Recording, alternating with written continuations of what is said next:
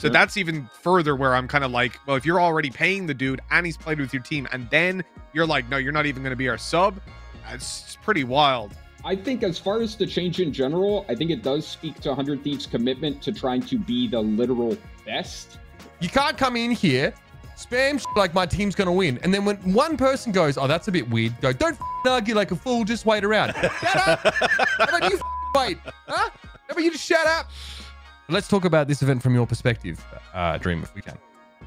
I mean, I'm not going to lie, other than Grand Finals is free as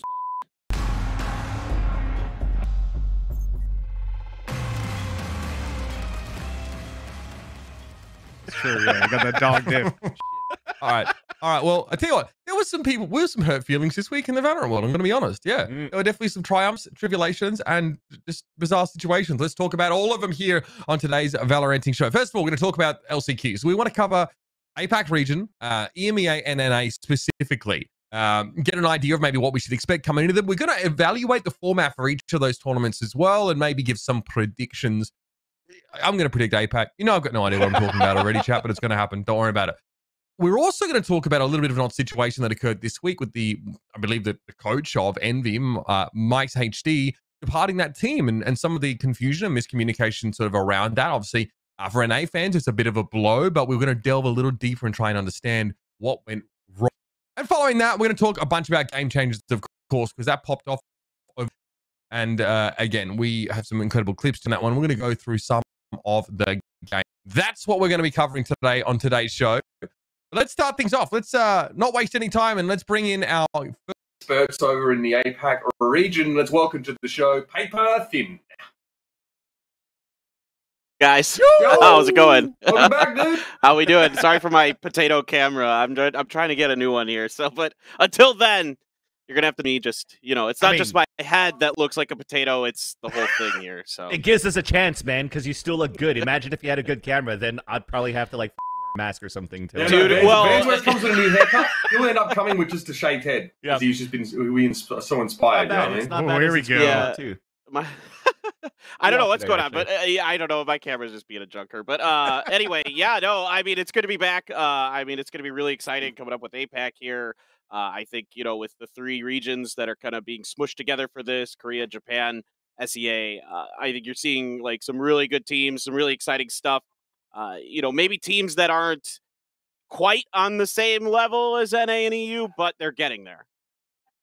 All right, I mean, yes, obviously, you know, we heard Seth pretty vociferously sort of say that, you know, despite a weaker showing in Berlin, like, people don't want to be sleeping on South Korea, which is fair enough. We noted that. But we want to obviously talk about this LCQ because Champions is looming large now, and APAC has, you know, a bunch of, you know, strong teams that are vying for their spot, or the spot, as it may be. Yeah. Let's talk a little bit about some of the recent news we saw, though. Maybe you can help us understand this a little bit more. So this is from Riot Games Japan.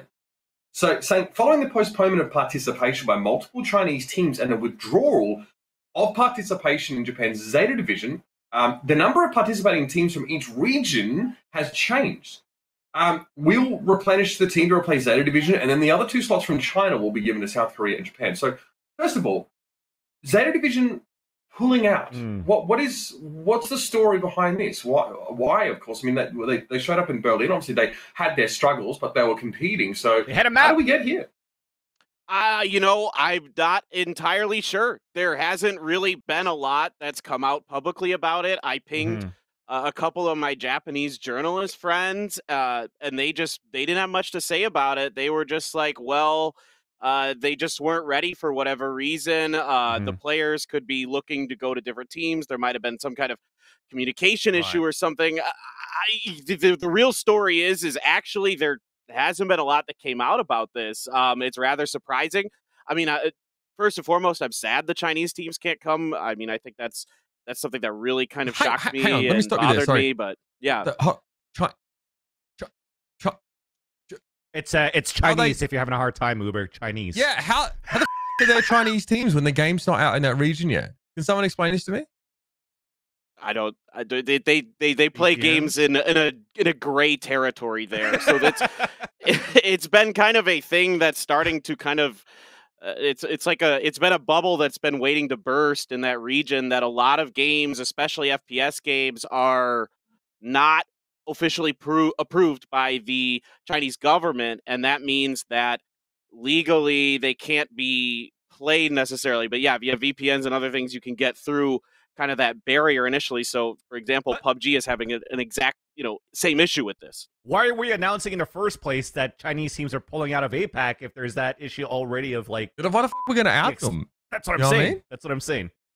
But I actually want to take a step back even further just to talk about Zeta Division as well, because even from what I've read, when we finished Berlin, I think there was actually even a statement that came out from this team of Zeta Division realizing that once they competed in Berlin, that they're actually very, very far behind. So just as Paperthin was saying, there might be some teams joining other teams, but they pulled out of this tournament personally out of their own decision to say, we're looking to revamp already now into the next year.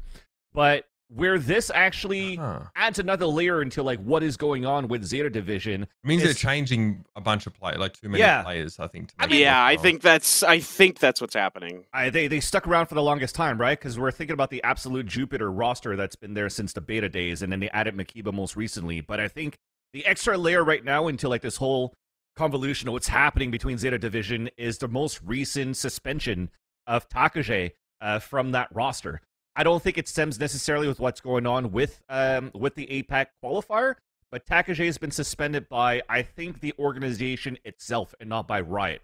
Wait, wasn't it for boosting? Yes, exactly. So I think he was hopping onto like a content creators of that organization to boost by playing that account. So then that happened.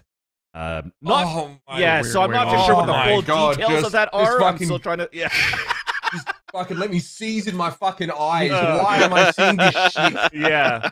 Still trying to figure out what's going on as to why. Me up, baby. But yeah, I think all of this all together, it's like, okay, it's a good thing that they pulled out of it because they'll be a little bit more ready in 2022. It's nice that the dust all lifts up right now, and then it'll settle by the time we get into the new season. So I kind of at least give that part of hope for Zeta Division because I like the roster, man. They were like you'd make an incredible like weather reporter or Wichita, Kansas, because you would just like, oh yeah, look, weather's been pretty normal, nothing too crazy. It's been hailing kitchen sinks and basically people have been growing fangs and horns, but it's all cool, it's all chill. It's chill, it's chill, man. The bad with the good, Like I just love how we gloss over these things like fucking literal top players in a whole country getting banned for boosting, and you just don't bat a fucking eyelid. I think it's good it happened now. I mean, as a weatherman, you could say whatever the fuck you want. You're right or wrong, it's still good. You still have a job the next day. Holy fucking moly. Okay, all right. I think it's okay. I just love how you don't react. There's no reaction from you there. It's so matter of fact. All right, let's talk about the format then. Fuck it. So now, we're not reducing the number of players in this teams in this region, right? Instead, we're replacing the two Chinese teams with the Japanese and South Korean team, respectively, and then we're replacing Zeta Division directly. So this is the result we get, right? So. Obviously, a lot of different teams here, but I want to maybe focus on some of the ones that maybe we're more familiar with first. So let's fucking start with Nuturn, right? Last time we get to see them is in Iceland here. I'd love to know, obviously they lose Lakia, right? Big change to that roster. Someone Lakia who never really shows up for Vision Strikers. They don't even really play him. So what kind of state are Nuturn in now, or Paperthin at least? How do you feel like they have developed since then? Yeah, so it's been very tight-lipped. Again, there's quite a bit of secrecy going on right now. People are really trying to hide what they're preparing for these future events. So, asking some of the people behind the scenes here, right now they brought in a new player, Hyunny, onto this team. He is a superstar jet. I mean, like I've said, we're overflowing with jets in Korea. So, but this guy actually may be the best of the lot, and he has just this unbelievable ability to just take on entire teams almost by himself. It felt like he was just on some open qualifier team that came through and played and literally took maps off of TNL and Nuturn basically by himself. And so Nuturn was like, yo, this guy's pretty good. Let's bring him on. And he came on, and now they're shifting Allow and some of the other roles around a bit because 10X left the team. So the Sova role's open. So we're all trying to me and the other Korean casters and stuff, we've all been talking about how we're going to theory craft this because Nuturn hasn't let out who's playing what roles. They haven't said. and their scrims are not publicly available. So we have no idea who's doing what. We're guessing that potentially Perry might be shifting into more of a Sova role or something like that, or maybe allows just going into the smoker role, like the Astra Viper kind of duality that's become popular in the Asia region, but we just really don't know. I got a quick question actually on this. Looking at the bracket, who are the teams that we should like that are actually contenders? Because I think globally people will know Nuturn, they'll know PaperRex from the most recent event, F4Q, and then we've obviously talked a lot about DAMWON. Is there anyone else there that's actually a contender for the top spot? I think maybe PaperRex. I mean, with what I saw in Berlin, leaves me to believe that they can at least go toe-to-toe with these teams. I'm not sure they can win. The Korean teams, from what and the talent around the Korean region, has been very confident that they are going to take this event, like one way or another. Most people think Nuturn, but it could be F4Q or DAMWON as well, just depending on how it all shakes out. But everybody points to, when I talk to them, points to PaperRex as the first one that they think has the best shot. Yeah. And all of this, that's a great segue. Interesting. Let's fucking talk about PaperRex then. I think that we had some, great showings from PaperRex, against Vision Strikers, right? Really fun games, obviously pretty darn close here. What do we sort of think about this team in this environment, right? Not in a Berlin environment, but now in like a more of a regional sort of qualifier environment. This team obviously has some pretty insane individuals, right? And some very funny blokes as well. What are they? So okay, do we sort of feel like PaperRex are like one of the favorites to sort of prevail here? I mean, now that I think about it, Forsaken online has been like unstoppable too, right? He's like one of those amazing jet fraggers just in general, not necessarily with the op, but he's the one that's putting up the most numbers and literally carries PaperRex on the back. So if this is an online tournament that goes into double elimination, I could sense the upsets coming in. But overall, as a team, they still look pretty decent, though, right? We didn't expect much of PaperRex going, or at least I did, going into Berlin, and they actually impressed me quite much. So in terms of all the practice that they've gotten, even when they're on location in Berlin, and the competition they're able to bring to make potentially upsets in these maps against the series against their opponents, I think they're going to be a force to be reckoned with now in the Southeast Asia scene, where other teams didn't have a chance to practice, such as DAMWON Gaming, for example. How much does this have to do with the fact that they had a close showing against Vision Strikers and just how far ahead Vision Strikers are a lot in this region? Well, and they took a map off SMB. Yeah. And they almost won the third map as well, right? It was like 13-10. That's it. That's it. Close. Now that I think about it, it's actually not so bad. At that bracket, it's what, them against the winner between Global Esports and DAMWON Gaming. Yeah, and even so like probably against, DAMWON. Yeah, and then you look at like Vision Strikers and stuff. Well, you know what? We would say probably DAMWON, but Global Esports has Shinobi at the helm right now, right? As their coach now, if I'm not mistaken. So yeah, that's correct. That could help in terms of the strategy that could That's be so bizarre. What the GE. fuck's he doing? What the fuck's he doing coaching them? I mean, at some point you got to find these opportunities, right? And I don't think there's. Yeah. Listen, you're talking to a fucking ex-World of Tanks caster, mate. You don't have to explain it. But I heard that it's Shinobi, and there was also like another like North American coach that's had opportunities. I think it's the Bears. The Bears had opportunity to coach even overseas for some of the teams too. So who knows? He was the ex-Rise Nation coach, right? Exactly. Yeah, I'm not sure which team he's coaching now, but there's that opportunity. My straight up favorite thing about Vans is I think like open qualifier Vans would be the best thing in the world. Just seeing him like Sentinels versus a random team you've never heard of. He's like, but you know what? They don't have VODs. So Sentinels can't compare. There's always a positive. This is why the community knows me as the Vans It's Never Done Sussy. Yeah. You know what? They're going on to attack now, and they'll get to set the pace. Maybe they can turn it around. Like, all right, boys, real quick, we gotta give Buddha some love in the chat here. He's saying hello. What's up? Yo, what's up, Buddha? Hey, what's up, Buddha? Happy belated birthday. Right, let's Buddha also thinks, I think, that PaperRex are one of the strongest teams in APAC LCQ. So yeah, you definitely got some corroboration there. Let's talk about F4Q for a moment here, because we got to see them on display, and it was really fascinating. They scale into sites really effectively. They take a lot of space early in the round, obviously, and they pushed. And Sentinels really had to play on the extremities of the map, and like any team that forces Sentinels into a full retake is kind of impressive to me. Obviously, they don't win, but this is a really characterful team with like a lot of flair. How did they stack up against the rest of the field here? I mean, to me, F4Q is beatable if you come in with the right strategies. So, first of all, don't play them on split. It's by far their best map. I mean, the way that Bunny can create space with his blast packs is unparalleled. So you just can't mess with them on split. Bind is also a really good map for them.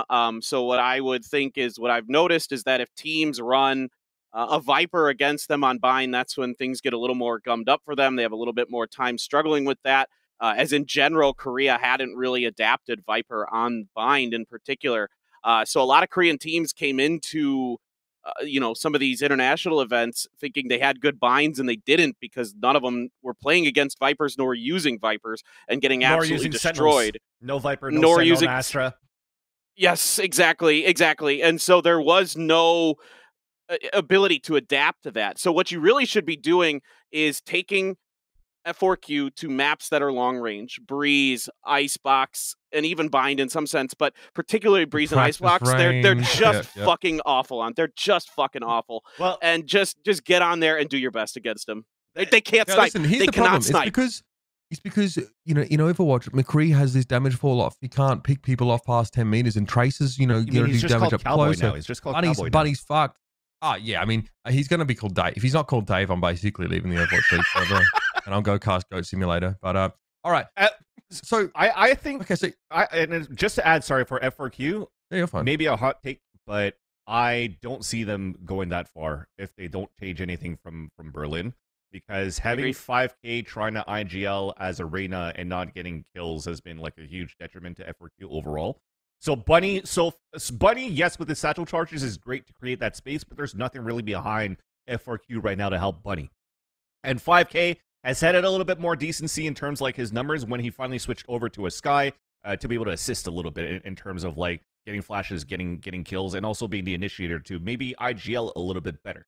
So if he's still going to be the one that's going to be IGLing, and the experience that they've gotten at Berlin, they actually have to change their composition to have something that's going to mesh a little bit better. If that G2 loss was to me like a team sees their shadow and they just get beat up by a little bit. Can you is it possible, or is this a stretch, Vans, I ask you specifically, to liken this team to Faze when Baby Bay was sort of trying to do a lot of stuff individually and there wasn't like a ton of like utility-based support for him? Is this a similar syndrome? I think it's similar when in F4Q, its own region, like Paperthin was mentioning, you don't have a scene that plays according to really much of that meta right now, right? Where the Astra is not really in play, the Viper's not really in play. So when you play your own game, it works pretty well. That's how you got these upsets against DAMWON Gaming. But this was definitely a wake-up call going into Berlin. So if they don't change anything like that and they say, hey, we still want to play our own game, just like Faze, for example, then they're not going to make it through. So they have to make that change. I think now it's very similar to the mindset of Faze, of Masters 1, Masters 2. Okay. Now we're gonna maybe talk about another team in that South Korean region that didn't really make it through the Challengers playoffs, right? And they weren't able to represent in Berlin.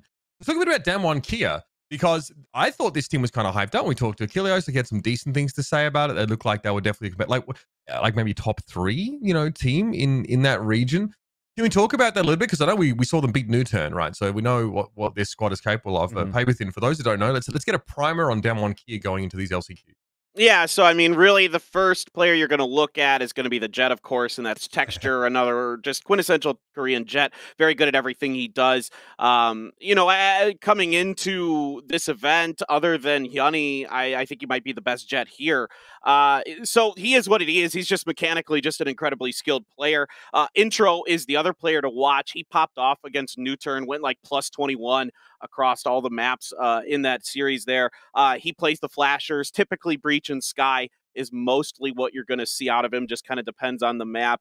Eugene, a solid Sova. He can often just kind of lock things down for you on the backside. Nothing special. He's not going to flash, but he's just a reliable player. Jung Hai is a former Jet player. He does the smokes, the Astra Viper that has become a very popular combination.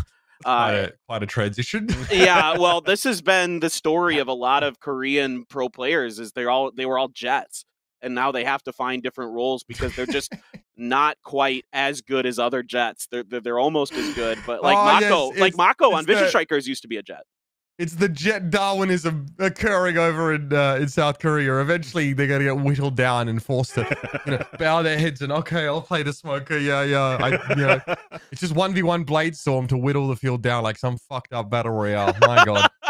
All right. Well, again, looking forward to see what Nuturn have to provide. Let's talk. Okay, we might just be speculation. We might even just be looking at the VODs here. And obviously, I know you're preparing for this, Clinton. So maybe you can help us a little bit. Let's talk about some of these teams that we just really don't know much about. Boom Esports. I got these guys mixed up with like a Vietnamese roster that had like a similar name. Bam. Bam. Yeah, with 2 A's. Bam. I'm not lying. Yeah. It's Bam. A Fucking hell. team Bam, Boom, KT roster, Finger Boom. So many crazy teams. Let's talk about Boom Esports though. This is an Indonesian roster. That's all I know. Yeah. Well, they're okay. They're not great. I mean, against some of the other teams that you're going to be seeing here, the only other teams they've played is Full Sense and PaperRex, and they've lost to both of them. There isn't a ton to write home here. Now, okay, so there is something interesting that I just found out when I was doing prep today for this. Literally about 4 or 5 hours ago on their Instagram, they posted that they're going to be picking up a new Jet and a new Sky player. So we don't know what that is yet. They haven't said as far as I know. Wait, if this was any other team, they might lose their LCQ spot because of like someone to their roster changing. If they weren't being given a spot in, right? I think in Asia, you just need at least 3 players from your qualifying team when you go into it. So I don't know what this is going to look like. To be frank, it was kind of a wild team. They were, they had like 2 or 3 different people playing various different roles all over the place. Nothing seemed to be really consistent for them. And like I said, the biggest question mark I have right now is they just announced on their Instagram that they're picking up 2 new players, and they haven't said who the hell they are. So interesting. I don't know, man. Yeah, just within their own region, they're the ones that are like they always beat the Vietnamese team, so they made me pretty mad for Boom Esports. But then after that, going into like the other qualifiers and everything, or later within the run of the bracket, if you're looking at the Southeast Asian qualifiers to the Masters, other teams like Full Sense, PaperRex, and stuff like that are always going to be on top and beating them. So they're like, I guess, in the mid pack kind of thing in terms of their skill level. So I don't expect them to go anywhere in this bracket for the LCQ. Let's talk about Team Fennel. Let's talk about Team Fennel, gentlemen. A very little known. What is it? A vegetable? A root? A tuber? They're a vegetable. Yeah, it's a vegetable. Fennels are some kind of. I don't know. I hope they don't play like them. Right? Again. This is is this a squad that was they qualified right through their region, correct? Do we know? I.e., are they the team that got through because Zeta bopped out? I can't remember. I'm looking at the points right now. Or was it Northception that got through because Zeta bopped out? I think they got through on circuit points, so I think you might be right. Yeah. Okay. This is like a hybrid Japanese plus South Korean national roster as well. Correct. Yeah, Tensai and Jinx are Korean, yeah. Gotcha. And this team did actually, they lost 2-0 in the Challengers playoffs to Zeta Division. So and Crazy Raccoon. Right. So they went 1-1 with Reject is what they've got going through. Their match against Crazy Raccoon wasn't even close. They got absolutely stomped. So I don't know what to make of this team. I mean, frankly, I have no idea what this matchup's going to look like because Boom and Fennel play each other first, and I think it's a coin flip, maybe. Yeah. I really don't know what to expect. I know who Envy is. He used to play on the Toronto Defiant in the Overwatch League. So that is really? one player on this squad that I recognize. Yeah. He's been a sub as of late, so okay. Interesting. Yeah, all right. So I do remember he was honestly like he was a very experienced player, like a leadership figure on his teams in the past. He loved to banter with me. He used to play on the Los Angeles Valiant back in the day, like one of the first the initial pickups for that team. He has very distinctive tattoos, I think, on his fingers. On all 5 fingers of one hand. Yeah, so keep an eye out for that. Fun fact for you about him. But yeah, okay. Envy going 0-14 in the whole game, but he's got some nice tattoo fingers. That's the most interesting thing I know about this team. So he's got the coolest hands on the stage, so he wins really. Yeah. Okay, so let's keep moving on here. Let's talk about Team Full Sense. team full sense here who have qualified to this based on obviously they're an SEA team, so they qualify on circuit points here. Yeah. Okay, so this is a Thai team, if I recall. Yep. Yeah, I can see it up the top there. Very, very good. Okay, what else do we have? I think this team is actually pretty solid. As far as like non-Korean teams go in this event, they might be the second best one here. I think John Olsen is a really good jet. He has a fun name to say. I don't know where he came up with it, but I'm really excited to watch this guy. I think he's really, really strong. Back in the day, when I was watching the qualifiers for Reykjavik, these were the guys that were going up against 10X to get to the event, and they lost. But they've leveled up a bit. They look really solid all around. Frankly, doing a pretty decent job. In their own region. They 2-1 boom. They beat them. They split with PaperRex when they had in their group stage 1-1. And they lost to Bren, now Team Secret, 1-2. So they can hold their own, and they've been able to take maps off of the best teams in their region. So I really do like this team a lot. I think they've got a pretty good shot. I don't think they're going to go very far, but like I said, they could be the best non-Korean team here if they can find a way to, do it against PaperRex. Oh, that's who these guys are. So I saw the roster earlier, and I recognized PTC from Attack All Round, and I thought I recognized Chalalala and John Olsen as well. And then I looked, and I'm like, I've never seen a match of King of Gamers or NG Black, and I realized these guys used to play for Lucid Dream in CS:GO. So I've actually cast these guys a lot at John Olsen and Chalala and PTC, and they really sucked on Lucid Dreams. So as a team. So I don't know how high my hopes are. Actually, I do. My hopes are very low, but PTC was sick on the upside. I thought you were gonna do a fucking Van Silly Optimism fucking skit right there of like, oh yeah, they No, played it all started Counter-Strike. that I casted them a shit ton. Hey, you just ripped the rug out right underneath us, man. I had some PTSD of getting up at 5 a.m. and casting like them Lucid Dream versus Mazalai and just wishing that it would all end, not just the game, just everything. But you sweet release of oblivion. Yeah. Started to feel the will to live leave my body. But yeah. I mean, yeah. He's spoken like someone who may not have experienced what the ESL Meisterschaft Counter-Strike German domestic competition. Did you do that? That's That's something else, man. And every player has the last letter of their name capitalized. They all just fuck around. That is yeah. You made it through that, Mitch. I'm confident you can handle it. Some of them had their team name, which was really long as the start of their name. So the hood would just be like, Dynamics, sponsored by Steel Series. Yep, exactly. You're just like, oh, cool. Some dude got a kill. I don't know what the fuck it was, but they're dead. All right. Yo, big shout out to the Global Esports fanboy in the chat. Shut up. All right. The team has won nothing but domestic competition. All right. They're not even the best team in their region. Velocity Gaming's better. Say XC98. Yeah, I understand English. It's my first language, actually. You can't come in here, spam shit like my team's going to win. And then when one person goes, oh, that's a bit weird, go, don't fucking argue like a fool. Just wait around. Shut up. How about you fucking wait? Huh? How about you just shut up? Christ on a bike. All right, I got to fucking control people here. Let's talk about, guys. Let's talk about Global Esports. Obviously, the #1 team here, very hotly favored to win. They obviously represent the Indian region here. Yes. They come through from their domestic competition, which is part of the VCT, the Valorant Conquerors Championship. They win the grand final against Velocity Gaming 3-2. Right. And then they just lost to Velocity Gaming the other week. That was actually the only time they've ever beat Velocity Gaming. Mm-hmm. Literally the only time it was in that. And so to me, yeah, you got to get it done when it matters. Exactly. I guess, yeah. So. But look, I mean, who knows with, Shinobi coaching them, anything's possible. I mean, I always think back to when it was 2 years ago at EVO 2019 for Tekken, when there was that player from Pakistan. He finally was able to get a visa to go to America to compete, and he fucking dumpstered everybody. And then he gets up on the interview and he's like, I'm not even the best player in my country. And everybody's like, what the fuck? So, I mean, I can't find a lot of tape on global esports. So, as far as what I can see, I don't know what to expect out of this. And I'm kind of excited about that. Maybe they just come in here and they're really good. You never know. The only thing that sucks right now, if I'm not mistaken, for global esports is that due to everything that's happening with like COVID, visa issues, travel restrictions, I think they still have to play online, right? Or everybody has to play online. Yeah, but they still have to play like specifically like all from India. So it's going to be. I wonder. I don't know.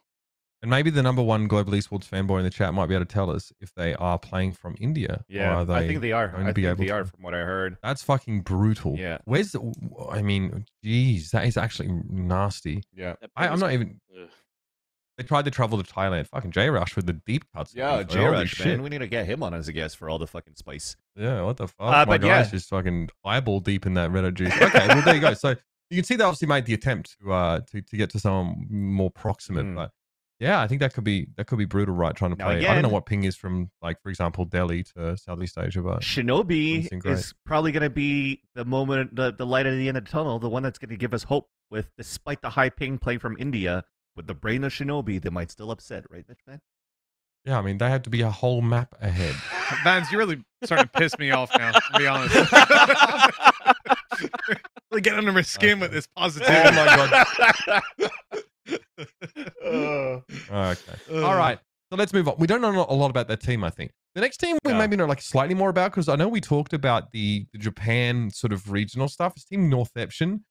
Fucking such a bizarre name to sort of work with here. But yeah. Look, we have seen this team been duking it out. They obviously did they replace Zeta Division? Is that? I'd like to.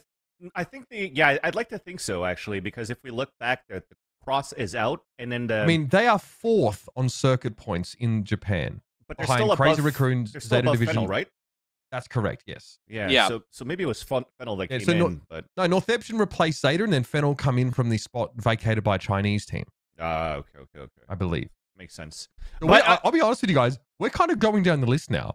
Yeah. You know, we had ideally we would have had two representatives, right? Now we have 4. We're going down as far as 5th in terms of circuit points. Now, in fairness, look, it's Reject with 140, Northception with 90, and then Fennel with 80. So it's not as if we're scraping the barrel to find teams here. There's a number of really competitive rosters here in the Japanese region, but it stretches our ability. It's not a bad roster though for Northception, right? Because they have that mix again of this Korean Japanese roster. They have Seldom in that roster too. And when you looked at the qualifiers for Japan leading into Berlin, I think Northception actually battled it up in the upper brackets. I think they made it to the upper bracket finals, and then they lost into the lowers. So they were able to get an upset win. I think this was against Zeta Division, if not mistaken. That's correct. When I first watched these demos, I watched those. This is always going to come back. But every time I watch, I didn't say shit. You fucking yourself. You're the guy on the bike putting the fucking stick in the spokes and going over the handlebars, mate. And I've mentioned it. Northception, when they played against a Zeta Division, for me, actually looked like a better team in that upper bracket matchup because they looked a lot more as a unit, as a team. You remember actually watching the Berlin matches where you have a chance of like Zeta Division getting something done on Bind, for example, because they get a pistol kill, and then suddenly you just jump out of the window through a talking screen into the B site and just end your gun away. Please, so there's don't ever bring that up again.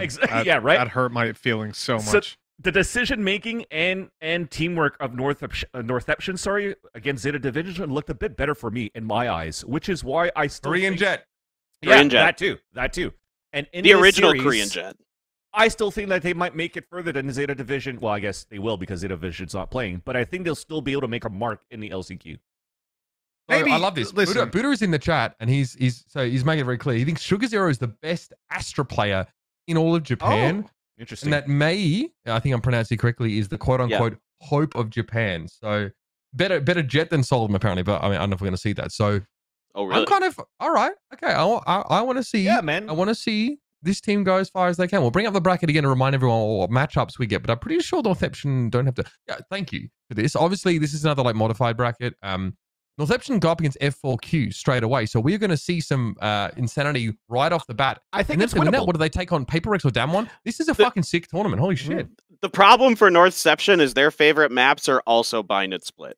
So like when you're talking about like going up against F4Q, you're gonna have to go out of your comfort zone. Like you're not beating F4Q on those two maps. Oh, I don't think you might maybe if FRQ doesn't maybe change not shit, split. right? Yeah, So, well, I don't think you're beating them on split no matter what. But I think maybe bind, like if they can bring kind of like that more, like Sentinel heavy style, much more defensive style. Because in Asia, the style on bind had been very loosey goosey, very just out in the open, just rush at your team, outshoot them, fly all over the place, and take control of the early objective, the early choke points, using your utility, and then just kind of play off of that. Whereas they ran into, for example, if you didn't play a Viper at Berlin, you didn't win. Everybody who didn't bring Viper onto bind lost, and like literally everybody.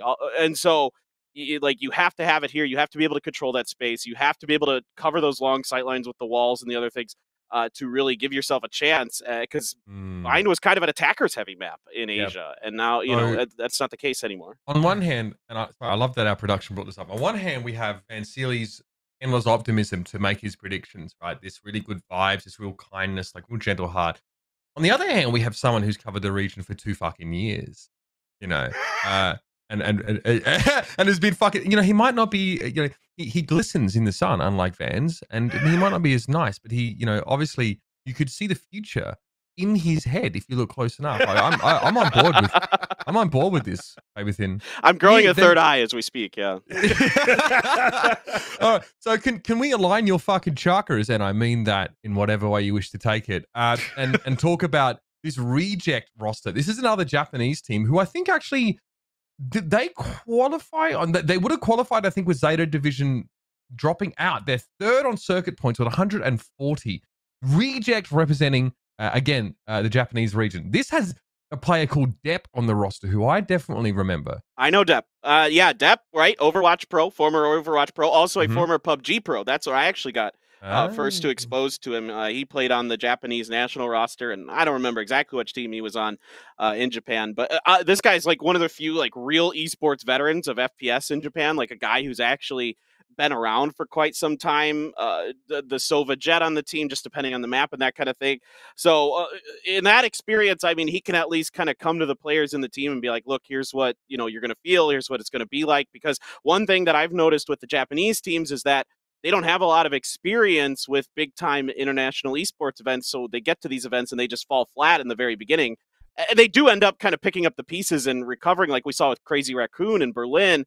But in general, I think there's just not that experience. You have to have that mentality, that kind of the courage to come into these events and play like you can play. Because when I watch the Japanese region, when I watch their videos and stuff, I think they're pretty darn good. Like their speeds, I sometimes it's and the speed at which they play and everything, and seems to be pretty fast, and their aim seems to be pretty good. But then they come to the international events and they look really flat. And so I'm just kind of curious about Reject, like having Depp, is that going to be able to be something that they can build off of? Well, Wikipedia I like says the name that it was inactive Kaminari, and it means thunder. That's fucking epic, So wait, what did you say, Vansily? I was gonna look because I looked at the Wikipedia page and it shows that Depp's been inactive since August. So he played though. I don't know. So I don't know what to make of that, because I went on their website as well, which was just made like a month ago, and he was listed as their active player for the roster. So I assume he's playing, but I don't know. Okay. Maybe apparently on August 13th, he announced a break from competitive, so we'll see what happens there. I want to know what RC means, you know what I mean? But Buddha doesn't know, so we're probably not going to find out. That's fine. Let's get some preds going, all right? Let's fucking bust them out. I don't know why the fuck there's any reason to ask us to do preds outside of Paperthin. So, I mean, we can all make them, I guess. I'm here for it. Just try not to take yourselves too seriously, Vans. All right, I'm talking about you in particular. So let's bring it up. Let's bring up the preds. First of all, let's have a look at the bracket one more time. Sorry, I know I'm fucking around here a bit. Let's have a look at the bracket one more time. This is double elim, right? Yes. This is what 10. 1, 2, 3, 4, 5, 6, 7, 8, 10 team double elimination. Shite. Okay.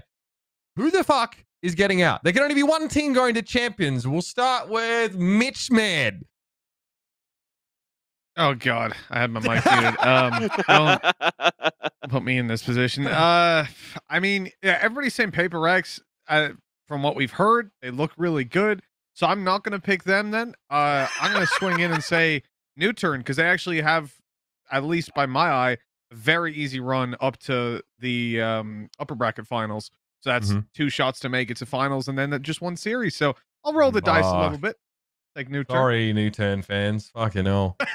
Oh yeah, so my last prediction to win an event was Gambit, and oh yeah, they won. Sorry. Okay. We can belay the Mitchman prediction curse for now. That's fine. I'll give you one event grace period after that. Thank you. You've not established a precedent quite yet, but we got to find out if it's a flash in the pan or not. Van Sassy, what do you think? Looking at this, come on. Doubling down, man. It's gonna be Nuturn Gaming making it forward. Okay. Do you want to talk about why you think that is, or just I think the latest edition of this. I'm gonna put a lot of of pressure onto the new jet that they just picked up. If he's gonna be able to live up to the name and live up to the hype that everybody's talking about already, what Nuturn has shown in Iceland, and that they could actually also evolve with the meta, it should be an easy run as well. Okay. All right. So that's the pick for Vans. It's 2 new turns. All right, Clinton, let's talk about your pick. Let's get the Paperthin prediction. Yeah, I mean, I'm on the Nuturn bandwagon right now. I think absolutely Hyuni is probably the best jet at this event. I think he's better than Texture. I think, at least from what we've been told and what Hyuni has said in interviews, is that he is going to be playing jet. That's what I'm assuming. But even if he's not, he's just nuts. But I think you have to leave him on jet. And I think with that veteran presence of Solo and Perry there, they can mold, allow and suggest into whatever roles they need to be in, whatever fits them best. Don't let suggest play Phoenix ever again. And just, make sure that everything is in order, make sure they're up to date on the meta and these kind of things. And I think they certainly should be the second best team in Korea now. All right. Okay, I get to make a prediction. I wanted to ask Buddha, but we might actually get him on the show real quickly, just to talk. Mitch is already leaving. He knows he's about to get fucking flamed. All right. I think PaperRex will qualify. I think PaperRex can qualify. I think these guys are insane. It's online, baby. Let's not forget that. Forsaken's kind of insane. I feel that's my pred. Oh, we got another dog here. Yeah, you think? Oh wow. Hey, how'd you get Vance's dog? Yeah. Where the fuck are you? Does every diminutive caster have like a not little Ottoman looking dog, or like what's the? How does this work? Isn't it? All right. Is it so you guys feel big? I don't understand. I'm already big. Listen, I'm already huge. Listen, I don't need that. I'm comfortable in my body, in my height. All right, perfectly average, statistically proven. Everything's fine. All right, so we got 3 new turn votes. So definitely, you guys sold out for new turn in a big way. I picked PaperRex pretty arbitrarily. What the fuck is going on here? I was supposed to go for a left field pick. Everyone's talking about there's PaperRex. There's no left field pick for fucking this qualifier. I think I predicted PaperRex because Buddha said he thought that they were the best team here. So I'm really just trying to, So we're on Buddha then. We're putting that on Buddha. Y'all copy me. Hey, put Northeption down then. Let's go. No. Okay, you want to change your print? I'm good. Everybody, Mitch. I'm good. I'm sweet. Oh my. If it goes to Icebox, they'll probably beat Nuturn on Icebox at least. I don't know about the other maps, but Nuturn's been not great on Icebox, so I can say what I saw from them on Icebox was solid. Yeah. But if they meet each other, they'll probably be upper finals and then maybe grand finals. So we'll see. Yeah. They'll probably ban Icebox though. Okay.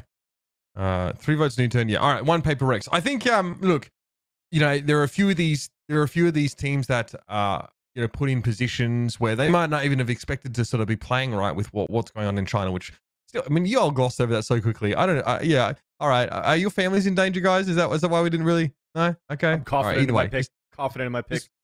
Just blink twice. I think it's great that we have, an Indian team representing. I think it's really cool. Yeah. The last time we had an Indian team compete on the international stage, wasn't that Optic India? Yeah. Wasn't that the last? Green wall got demolished real quick. Yeah, but they fucking tore it down brick by brick, didn't they? Oh, I think it all fell apart in one shot. Okay. Now look, let's just be honest. Not a great reputation for that region. So hopefully we see them, put on a good show because they've not had many opportunities to prove themselves. And those that they have had have obviously not gone all that well. All right. let's move along. Thank you very much, obviously, for joining us, Paperthin, man. Thanks, obviously, for lending your insight, and have a great event. Look forward to seeing the LCQ for APAC. Yeah, thanks, guys. Thanks for having me. Good to be back. And I guess in whatever fashion I'm supposed to sign off on, fucking Korea's gonna win everything. Let's go, baby. Thank you. All right, been talking to Seth. I see. Where's your fucking bottle of soju, mate? I don't have any tonight. I'm good. I got a Korean lesson tomorrow morning. I gotta fucking go to bed. All right, nice. Gotta respect it. Thanks for joining us, man. Sleep Thanks, well, Clayton. and yeah, have a great event. Guys, take care, guys. Have a good night. Okay, so yes, I mean, obviously, Buddha's in the chat there, of course. I know he's got a lot to say. We're gonna have to bring him on again, I think, as like a guest on another show, and give him the chance to, you know, really to express himself, especially to Mitch, you know, because I'm sure he has much to say. All right, let's move on and talk about. Let's take a break. Let's sidebar from LCQ real quick. Let's talk about some of the stuff we saw going on this week. We've got to talk about this MikesHD situation, right? Oof. I think that's the first step here. Yeah. So I'm not really aware of this until I see this sort of tweet. And obviously this is Mike's. Say hi, everybody. Verified, by the way. He is he was the coach of Envy, as far as we understand. For a period of time. Official, now unofficially. Yeah, I mean, yeah, now unofficially. Yeah, okay. Now, but now officially unofficial. We talk to him, right? We get him on the show all the time because the guy knows his shit and he's obviously deeply involved. And he was, we were talking to him about him sort of not getting up really early to sort of, you know, like do analysis. It was obviously I think he and Anders were both in a similar situation, working on like European time zones, right? Yeah. So after a 3-month period of waiting for a contract to be completed, I will no longer be working with Envy going forward. I appreciate the team taking a chance me when nowhere else would. I'm proud of how far they're able to come in the time we had, and I'm looking for a coaching position. Can we look at that first tweet one more time? One really important part. And a concerning lack of communication from the org on the matter. So 3 months of working with the team. Now, I understand that he was compensated for this. Yes. I don't know if it was in a timely manner. I don't know how regular it was. I understand that he was compensated for this. But he was waiting for a contract. He was given the impression that there would be a contract coming his way, and then there isn't one. It looks like at Envy that the left hand doesn't quite know what the right hand is doing in terms of, you know, what they're sort of doing with Mike. Let's see what the community had to say. So here's Launders and Bren, of course. Great to get Bren's take. So Launders mentioned that, look, it's pretty pathetic that they were implying that they were readying an offer for you. And this is consistent with, I think, what we saw. We'll look at the response in a sec. But, you know, guys sitting around, he's waiting for an offer. It doesn't come. And he eventually has no choice but to sort of move on. Bren, obviously, you know, if you're in the Overwatch League long enough, you start to, you know, your tweets always get a little bit of barb at the end of them. You know, this is just how it goes. So obviously, you know, mismanagement for sure. I absolutely agree. You know, Mike's definitely appeared to me as a non-Valorant expert, mostly, that he, you know, was a good coaching prospect, and he wants to call him a clown. That's fair enough. Yeah, let me make this very clear. Mike has a lot of support from like endemic talent in Valorant and people. So like a lot of us are just friends with him. We like him a lot. So that definitely colors how we respond to this in a big way. We support him because we think he's very good at what he does and we like him. So I want everyone to bear that in mind when you see some of the responses here, because he has a lot of support, especially because his close affiliation, not only with the guys at Platchat, who are very popular in the scene, but also his work and results on a top NA Valorant team. Let's have a look at Hastro's response here and see what he had to say. There's a lot to say here. Hastro obviously is in charge of Envy. He is the big kahuna at Envy. The kind of guy that's probably he's paid about $15 million of you know, wages out to people, players, teams, coaches, and that. I know I'm quoting him on that. He wants to thank Mike's for his time. Had a great run. So this is obviously a bit odd. When he first started with the team, we were still in the process of determining how we wanted our coaching structure to work, right? So that meant that there was some time in deciding where he would fit in, but he was compensated. So, okay, fair enough. First of all, you know, it's a little bit tough, you know, when you have a big opportunity to join a team like Envy, right? But then you don't really get a clear idea of what your role is supposed to be. Yeah. But you stay there anyway, right? Surely, guys, you stay there because it's still a great opportunity and you have faith in that they'll find a role or they'll eventually formalize your position. So it seems perfectly reasonable that Mike hangs around, right? Mm-hmm. Comes down to even that second paragraph as to Now they didn't really know if they wanted like Mike's to be like a head coach or an analyst, and I'm hoping Mike's, since you're in the chat right now, you could confirm with us to let us know if you can, if you actually had the conversation to say, hey, potentially we want to have you on, but not as a head coach, maybe an analyst going into the end of the year in 2022. If that conversation was already in the weeds with Mike's, then I would understand about this second paragraph, right? It's not too bad because maybe the structure right now is that they really want to find a head coach, and maybe Mike's wasn't going to be the one that's going to fill that role. But they said they were fucking drafting. Sorry, can we bring that back up one more time? Yeah. The tweet. We got to go through it all because there's a lot here, right? I'll try and breeze through it. We were not sure about whether we needed a head coach, an analyst, or a combination of the two positions. So they picked him up for fucking what? They signed him as an analyst for the remainder of the 2021 season and the 2022 season. So they had decided to offer him a contract for analyst for next year, not head coach. They decided, I guess, they didn't want him to be the head coach, right? This was obviously a really slow process. And they admit that as well. I found out the process had been too slow, too late. Now, I know the person who was in charge of this is not Hastro. Hastro doesn't have necessarily direct oversight to this scenario. He did come in after the fact to try and see what the fuck could be done. So they admit that they're slow and they weren't transparent with Mike. So, it makes sort of sense why Mike's made the decisions that he did. Again, standard stuff, learning opportunity, yada, yada, yada, yada, yada, yada, yada, yada, yada, blah, blah, blah. Yeah. So the crux of this issue looks like they had him on the team. They were trying to figure out what to do with him. They eventually decided to offer him an analyst position, and then they took their sweet time giving him a contract. Yeah. What I'm trying to, obviously Mike's leaves the team and he says, he was looking for, I think he said in the chat he's looking for both roles. So I guess what we maybe don't know, maybe Mike's can help us understand, is that whether he would have been okay with the analyst role for 2022 had a contract come sooner, or whether it was that the analyst role was not sufficient for him. He wanted a head coaching role, and that's why he decided to move on. Or neither of those, and just he didn't hear enough about it until it was all too late, right? Yeah. Until he'd gone public about it. Which we don't know about yet, right? Looks like. Am I crazy to say that, like, let's say like he goes public about it, right, and said like, hey, I'm looking for other opportunities. But what if Envy had come back and said, oh, we have that contract for you now? Would you take it? I guess he's not, but probably I don't even know if they. Yeah. Okay. Yeah. They just fucked him around, right? It's just not really a good. It's just not really. Yeah. Hold on. I'll just say that look at this in chat.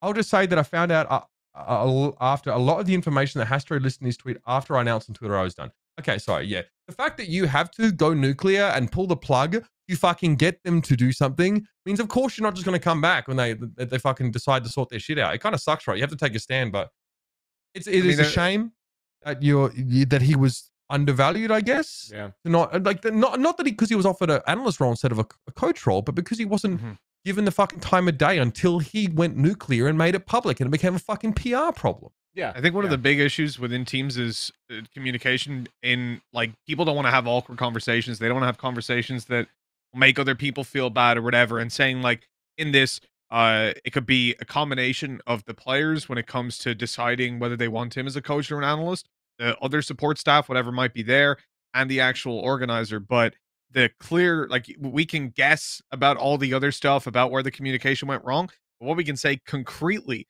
is that if they were planning to give him that offer, that should have been clearly communicated with him. And I presume there were plenty more issues like that, which kind of snowball into a really big issue. But communication within orgs, from what I've heard, I mean, man, look at, like, a year ago, we were doing a lot of stuff. Wasn't it Vitality, like 6, 7, 8 months ago, that were like in discussion with 2 players, and then those players were clearly given the impression they were going to be picked up, and then they got fucked off at the last minute. It's like, yo, by the way, we signed these other guys. That sort of OG stuff, it's so easily avoided. I think it was OG, actually. Yeah, the OG roster. Yeah.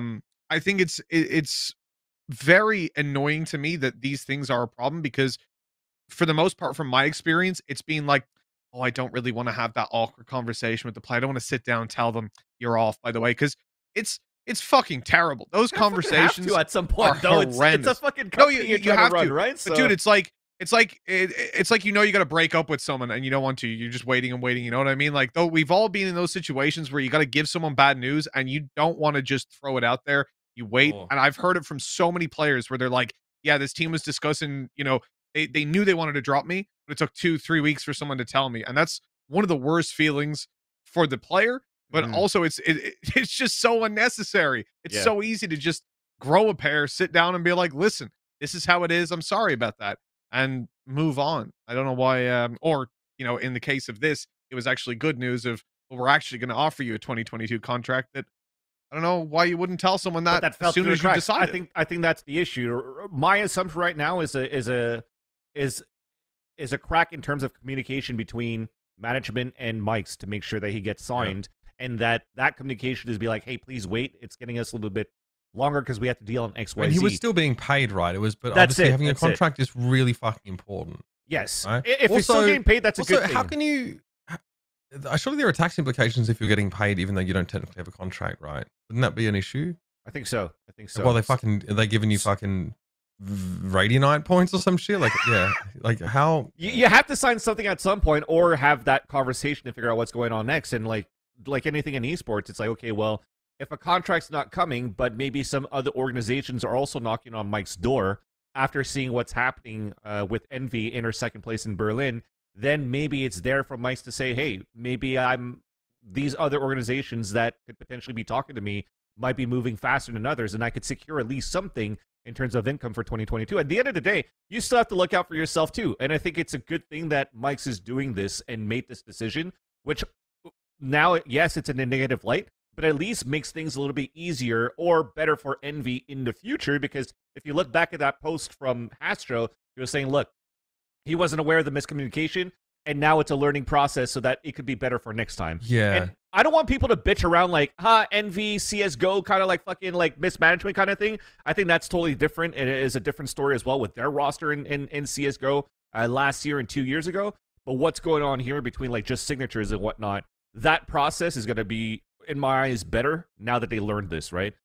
One more thing to add is I don't think it's an issue also of the coach or the players not really wanting to play with Mikes or whatnot, and it's that hard decision of like, hey, we don't want to have him as a coach, because this is not the first time when Mikes joined and coached Envy and now in Berlin, because I think he did it with them into the qualifiers for like Masters 1, if I'm not mistaken, too. So this is the second time he's returned, so there is some sort of chemistry, and there is some good things that Mikes brings to the table for the Envy roster for Valorant. So really now, my assumption again is more on seal the deal, sign the contract, and why was it and is it so slow? By the way, quick shout out in Twitch chat, first of all. Dark Soul said Shed and Fizzy were the players, from OG. Or I'm loving the Omega Lol G. That's fantastic. Big fan of that one. Then for Jensen, people that can't have difficult conversations shouldn't be in operational roles. Dude, I wish, like, I think all three of us could do this. Someday, we ever decide, fuck it, I'm out, burn bridges. There'll be some twit-longers with names named of, there are so many people in esports that have no fucking idea what they're doing. Like, whether it's you're the buddy of someone that's in an org, or I don't know, you just know how to bullshit really well. But the amount of people that I've either run into or that I know, a lot of coaches, players, all this sort of stuff, the horror stories I hear, man, of people that literally have no idea what they're doing, but they act like with 100% authority. They don't listen to other people. But you know what? And they can't have these conversations as managers, and it's just fucking ridiculous. If I could frame the most important, Twitch chat of the day, it would be that one for sure. But we're talking about Envy. We're talking about Team Envy. We're talking about a team who, again, has paid out players and staff millions and millions of dollars over their storied history. This is one mistake, of course, on the canvas of that entire thing, but it's even more egregious that this happens because of such a well-structured, ideally well-structured, or at least experienced organization like them. It's a huge oversight, and frankly, I think that's even worse than like fucking, I don't know, Phoenix 1 GG, just like appearing out of nowhere and scamming people, or Faze Academy. This is a shame to see.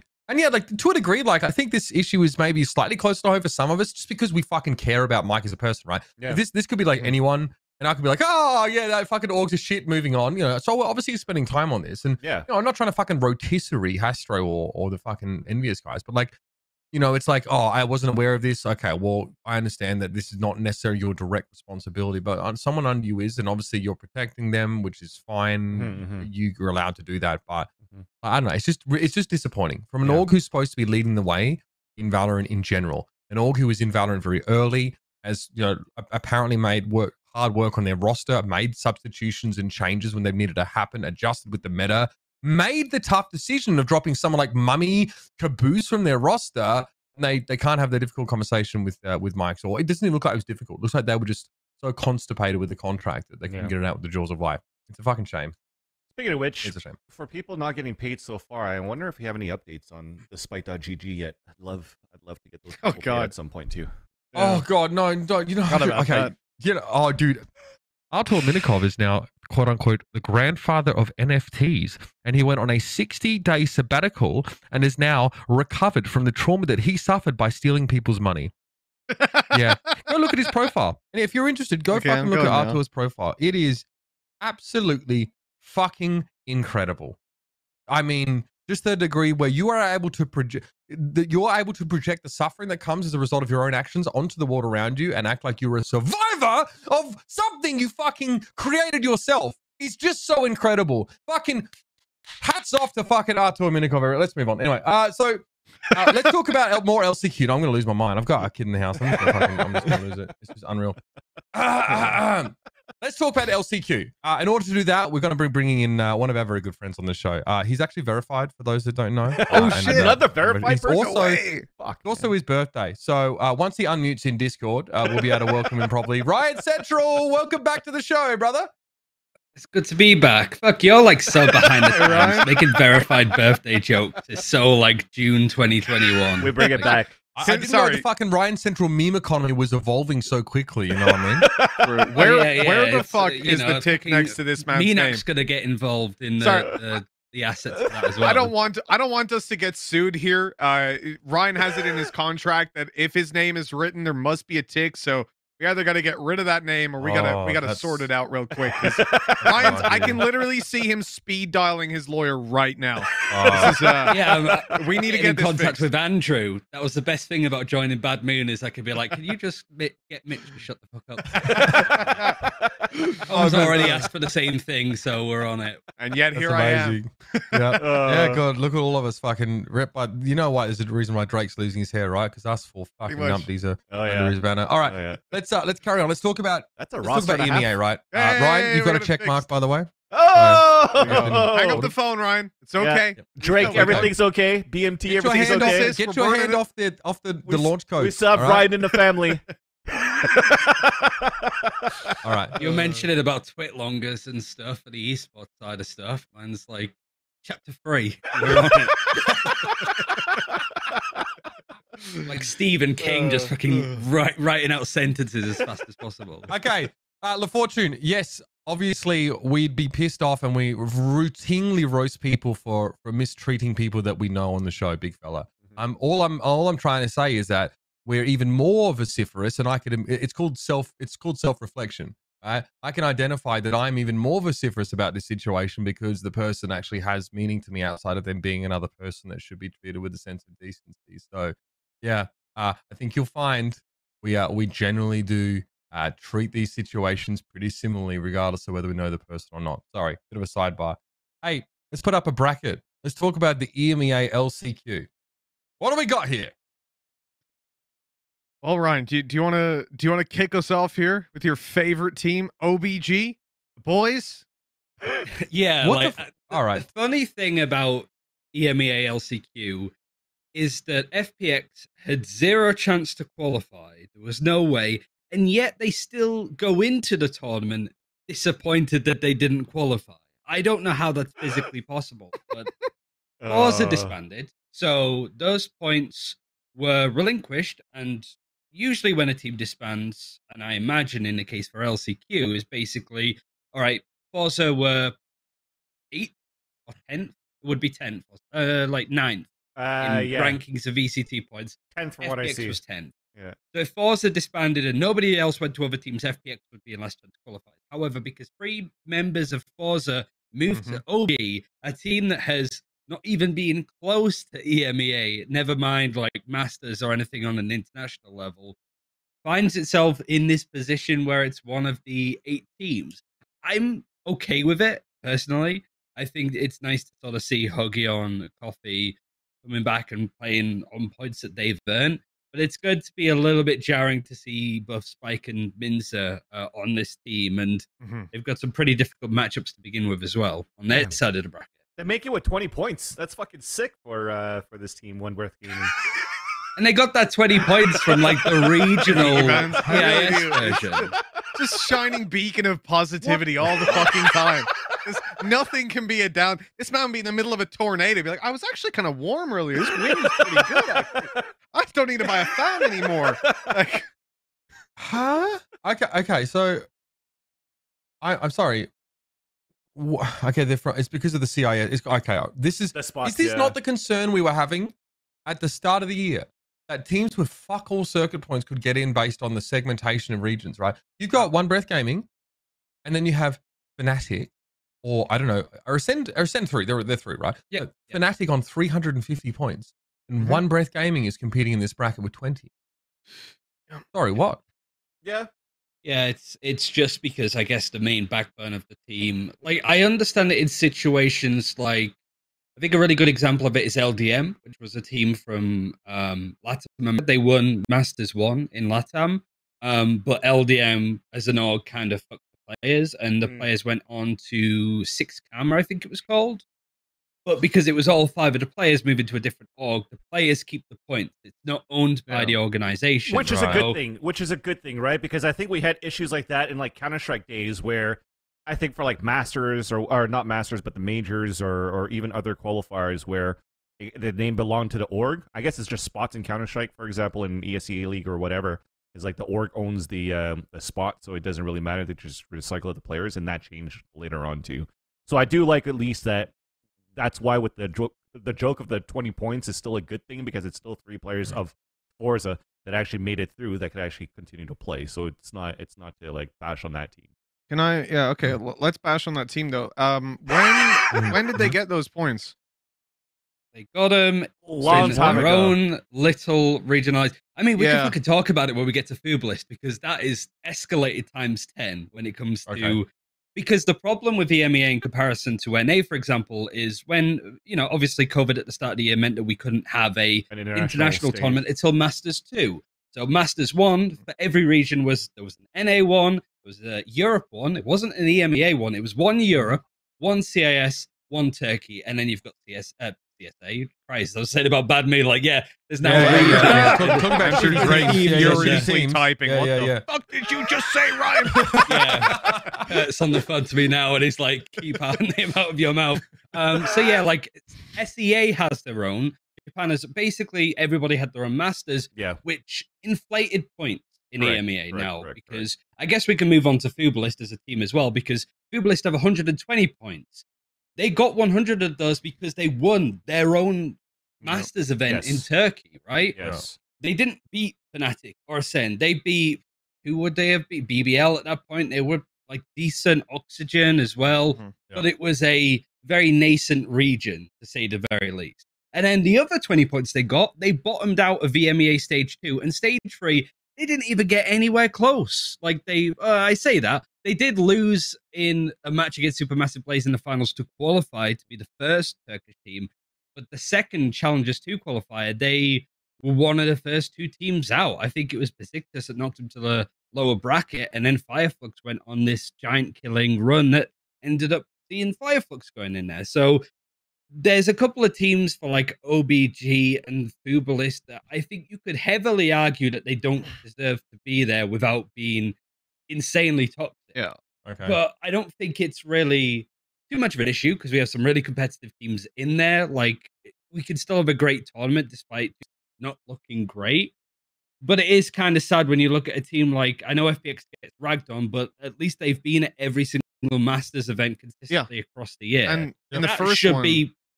Sorry, go ahead, Ryan. Yeah. I'll jump in after. I just mean, like, just off that, I think in the case for OBG, going back to it, I think it's a case where Riot need to kind of look at that and go, well, we have this team that's got 3 out of 5 players on this team that can play. or we have the team below them that has been a little more consistent. They've made a couple of changes, to be fair.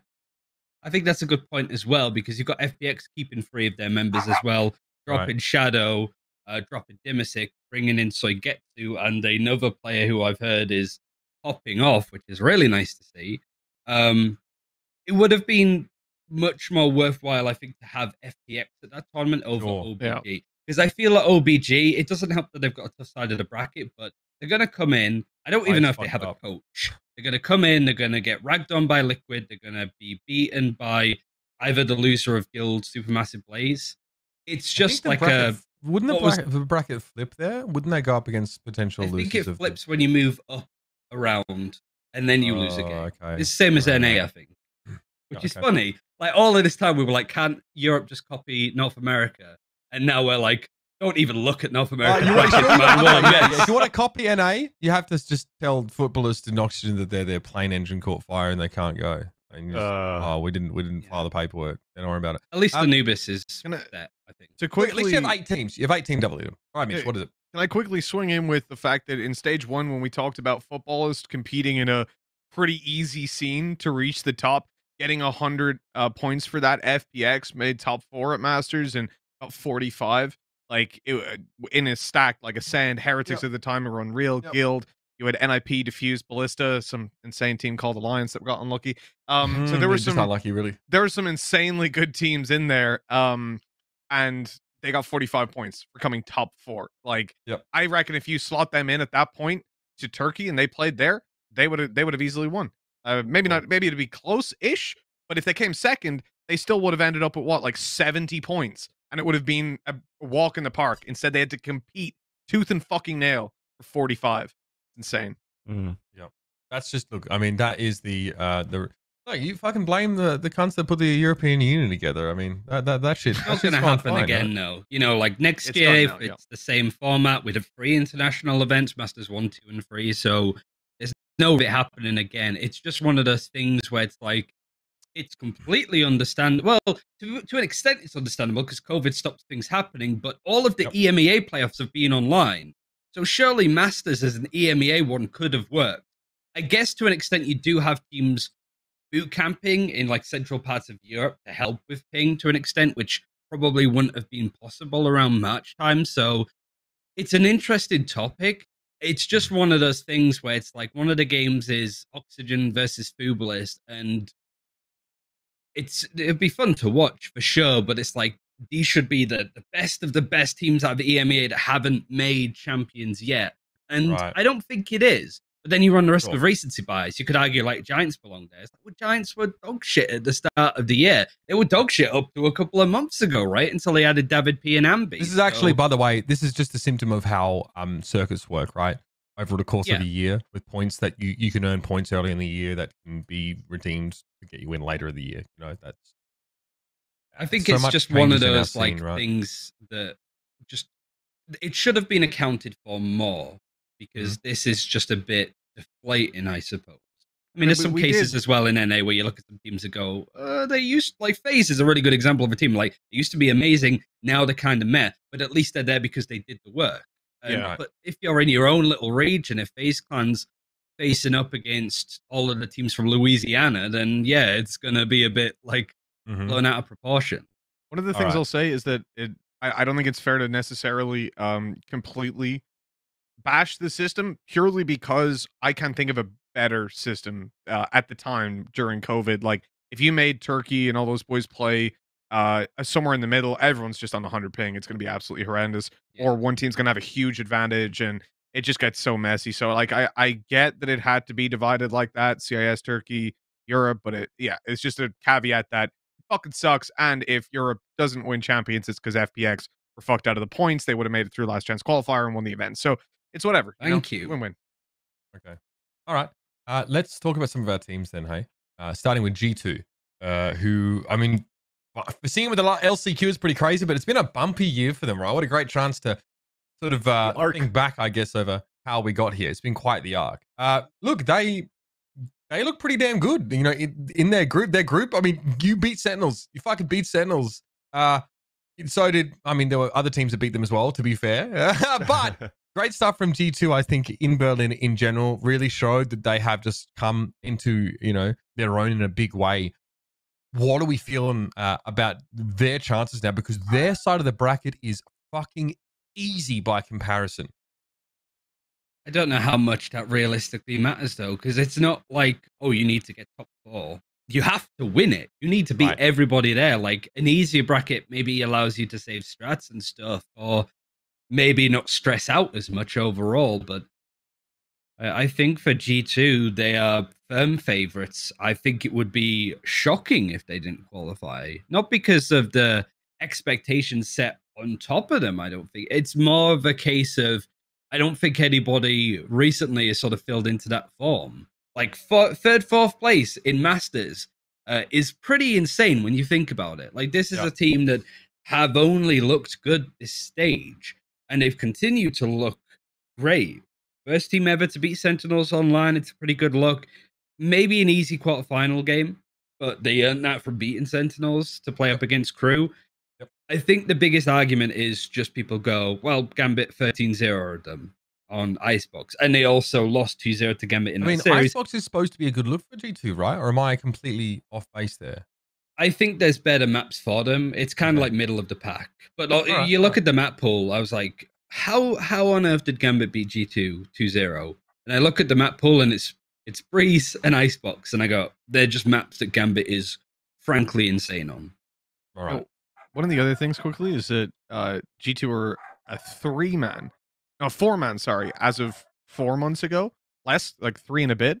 So the fact that they reached such a peak so quickly is insane. Like, I'm scared of what this team can do with a little bit more preparation. Yeah, I mean, I think Kellogg's is obviously pretty astonishing, right? Individual talent, really just kind of can just make huge impact, and has got a lot of potential, right? Here's that Zoomer fragger that teams really sort of dream about. That was the question mark on LAN too, is like how Kellogg's would look like, and he fucking he shut us all up. And then great support system around him too. I just love watching him getting so hyped as well. Talking his shit, all that stuff. So, he's in his element for sure for LAN, so it'll be nice. Supermassive Blaze look to be an extremely good team coming out of EMEA playoffs, Challengers playoffs, right? Did they fucking win it? Am I crazy? Or like they just looked incredibly. Yeah, they beat Ascend, right? In the final. It was like a best of 5. There was like a bunch of memeing as well, and like obviously for seeding, yada yada. But this team theoretically emerged going into Berlin as a top seed from EMEA. They did not display this same level in Berlin. Do you guys sort of agree with that statement? They didn't really look that impactful on LAN. You go, Mitch. Oh no, someone's at Mitch's door. Oh, okay. I do think, to be fair, Ascend were the team that beat them twice in their group. PaperRex, it's kind of scary that they were brought to free maps by PaperRex. That's a little bit concerning, to say the least. From what I've heard, and I haven't had this confirmed, I'm going out for breakfast with Tanny tomorrow to talk Last Chance Qualifiers as well. Nice. But I haven't spoken to anybody from SMB. But what I've heard for the grapevine is trouble in paradise. I think the team is sort of struggling and has been struggling since Masters. Because it is just a massive team of class players. But you don't really look at the team and kind of go, they're all team players. They're all good. They're all insanely confident in themselves, so you're going to have a lot of personalities on that team. Again, I don't know that for certain. It could just be hyperbole or something that's just said of like, SMB aren't looking as connected, because let's be honest, when it comes to other sport, there's always been sporting teams in basketball, football, whatever, that have probably had a lot of disagreements, but then those disagreements have allowed them to still go on and win championships, right? It's not like, because SMB, there's a lot of heated debates in the team that they're going to fall apart. But yeah, I think Supermassive Blaze came into EMEA, sort of made out on some of the games, like against G2 where they beat them 13-5, 13-4. They made out in those games like bandits. It was just super quick, super aggressive. It was hard to read onto. But now that there's been time, there's obviously people prepped hard going into Masters, and more so now in Last Chance Qualifiers. I don't think the Supermassive Blaze have that special sauce anymore, because I think that whilst they have insane players like Izzy and Russ, I think that there's a couple of pressure points that could be pushed that really break up this team and what they want to do. They can obviously work on it, but I think it's just logistically going to be quite tough when you have the players involved. Sorry, real quick. EMEA, is it LAN? No. Online as well. Okay, so you are online. Yeah. All right. That was my question too, because SMB, and following like the trend of what everybody's talking about of SMB on LAN is going to be fucking amazing with their 70 ping. Is that going to play an issue or play it to their advantage going into the bracket right now? And that's probably a question I'd want to defer back to you, Ryan. I don't know how much of a difference it would make. I think that they played terrifically in sort of EMEA stage 3. But I think as well, with there being such a harsh change to the meta, I feel like in the time of stage 3 playoffs, Astra, Viper, Sky was a thing for sure, but there were some teams that moved away from that. And I think one of the biggest things about Supermassive Blaze is they had a composition on Bind where they would play stuff like the Killjoy. They wouldn't play Astra, I don't think. But when they came into playing it against Ascend originally, we saw Pora moving away from the Killjoy to the Viper. We saw people move around. I think Russ was over on the Sky. It was effectively playing that sort of Gambit meta comp that you see a lot of, not only on Bind, but across a lot of different maps with the Silver, Sky, Jet, Viper, Astra. And they just couldn't perform to the same levels as teams like Ascend, and just because Ascend were playing it a lot earlier. I think the Supermassive Blaze have to kind of get with the times a little bit, which is a common problem for Turkish teams in itself. But I don't think that Supermassive Blaze are going to suffer from that in the same extent as Oxygen, Fubalist might. Yeah. I just think that it's not really their meta to kind of shine. And because we've gone into more of a hard set meta of some slower, more mind-focused agents, you don't see the bright side of what Supermassive Blaze could do on an aggressive comp with an Omen, for example, and Pora lurking on an actual Sentinel.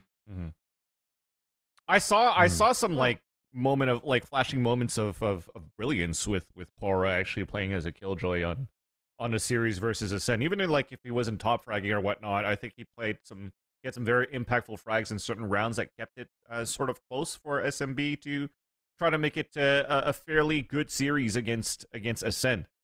But so I have a bit of a tepid take on that. I don't know if Mitch agrees or whether he can hear me at this point. I think he's back. He's back. Yeah.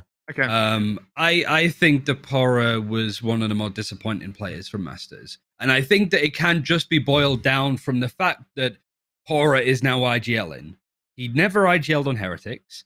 And it's difficult enough to go from a player that didn't IGL to IGLing. I mean, ask Bone Cold. He had some horrendous moments during the tournament.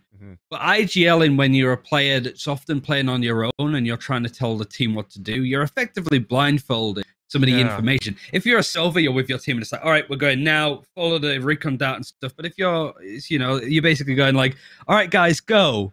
What do you mean you all died? What's going on? It's just constant, like, you don't really have that same engagement. And teams have suffered from this in the past, but I think Pora still had a decent tournament. But in comparison to the cerebral player that we've seen in previous tournaments with Heretics, it was nowhere near that level, which I think is a bit of a disappointment considering how good Pora actually is. It's just the world weighing him down, right? Yeah, I think for the most part, it's like adapting. Like someone like Pora is going to be so thrown off by a change of pace in his team. I think like if you look at someone like Nats as well, if he's thrown into a new roster all of a sudden and playing with new players in a completely different, environment to what he is currently, I don't think he'll be nearly as successful because he thrives off understanding how the opponents react to his team's control. And now they'll be, he won't be as well versed in it. And obviously playing in a different region as well, they approach the game very differently too. So I think it makes sense that we see a little bit of a fall off, but I would like to think that it's just an adjustment period because I've been a big fan of him for quite some time. Yeah, hopefully he sort of comes back a little bit. That's the hope. But it's just a logistical nightmare. It's been a little while since we've seen Team Liquid. Where are we at with them? Or rather, where are they at? A new player, aren't they? Yeah. Can we talk about that for a bit? What should fans know, of course, about now the bonds of blood on this team? Well, so big thing is the Cryptics has taken a leave of absence for family reasons, I guess it is. I don't know if it's related to family, but personal reasons is what he said. So we actually have Nevera, Scream's brother, coming onto the roster. I don't know CS as much as obviously like Mitch and Van Silly, but I think those are expecting Nevera to be on the same level as Scream when it comes to sort of mechanical skill.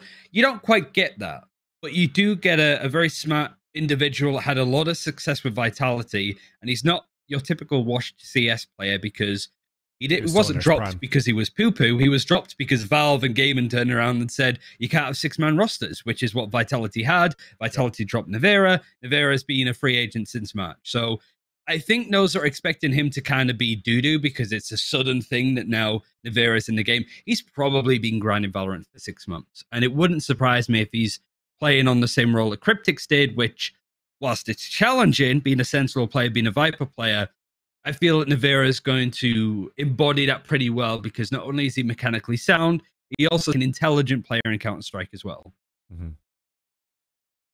I mean, I think the move's just cool, obviously, just you know, in a thematic sense. But I want to kind of know a little bit more about, you know, how you think this team stacks up now, because have we really seen them play at all? When was the last time we fucking saw this team actually get out there and play? They lost to Gambit, which I think when you go back, hindsight and all that stuff, Team Liquid losing in overtime in a full best-of-3 series against the team that ended up beating everybody and is the best team in the world currently, says a lot about Liquid's chance. If it was a flipped bracket and we saw Liquid playing up against Giants to qualify for Berlin... hold on. Best team in the world currently? They Gambit. only just won Masters 2, man. Come on, Sentinel's still on top. That's why I said currently. What? Like, do I need them to... the best team in the world currently? I mean, even if they won that, I'm still playing Sentinels are on top. How could you say that the best team currently is good right now? I don't understand. I don't understand. You know what? Are you trying to say Sentinels is the best team in the world right now? I'm saying Sentinels is the best team in the world. I think they need to sort of prove that again. I have a feeling that they're going to do really. Don't you reckon? I want whatever I think that the end of their campaign in Berlin was horseshit. Top 8, bro. They didn't even make it off the starting point of the fucking event. You're like, oh yeah, it's one event. I think they're the best. It's one of, if they were second, fair enough. Hell, if they made the fucking quarters, they came 5th to 8th. What are you? They're not the best team in the world if you can't even make. Speaking of the semis, spike, Van Silly's just turned into a human spike ranking with that kind of trash talk. Like, I love you. Like, Ryan. what kind of rating is that? This team got 8th.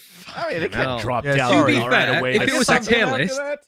If it was a tier list, I would put Sentinels and Gambit in the top 1. Like, there's something about Sentinels that makes me think, like, I'm glad that they lost so badly because I think Sentinels come into Champions with a fire under their ass. And I think we see some of the best Valorant they've ever played. If not, I think some changes made in some areas. My point is overall is that Liquid, when you look back, you kind of go, they lost against a team like Gambit who have always shown signs of decency, but a bit crumbly and a bit worried about stuff. I think you look back and you kind of go, Liquid can't have been that bad. And I remember being on the desk with Kakuka and Yinsu and just being like, Liquid played really well. And it's a shame that we're not going to see them at Berlin because they really rose up in the tournament. But they also lost the first game against Na'Vi, which should never happen. Yeah, I mean, I think you're worse than like random Twitch chatters if you fucking think that Sentinels are still the best. I don't know. That just seems absolutely insane to me. Maybe because I'm just not like so anchored to North America as a region. Like, I don't know. They look like dog shit. No, well, yeah, they didn't have the best results in Iceland, but sorry, Berlin. But they won Iceland. They've won everything in North America forever. And it's one G2 won everything in Europe forever. North America's not even the best region anymore. Yeah, like say, oh yeah, I won stuff in NA. That's me basically bragging. I got first place, the gold medal in a skipping contest when I was 5. You know, it's that kind of like. No, it's not. It's not, bro. No. Yeah, exactly. What are you talking about? We have to move on. We'll let you bandwagoners keep going. What bandwagon? What? You're the bandwagon. You're saying a team that came 8th is the best in the world. What are you talking about? Okay, let's just crack on here and talk about Guild. Let's talk about Guild Esports. All right. Again, this is a team that I think we feel like is a pretty strong contender, but like have never really been like top 1 for us, at least in recent times in terms of speculations. But every time we talk about them, there's like a few individuals that always get highlighted, and you know, people are excited to see them, right?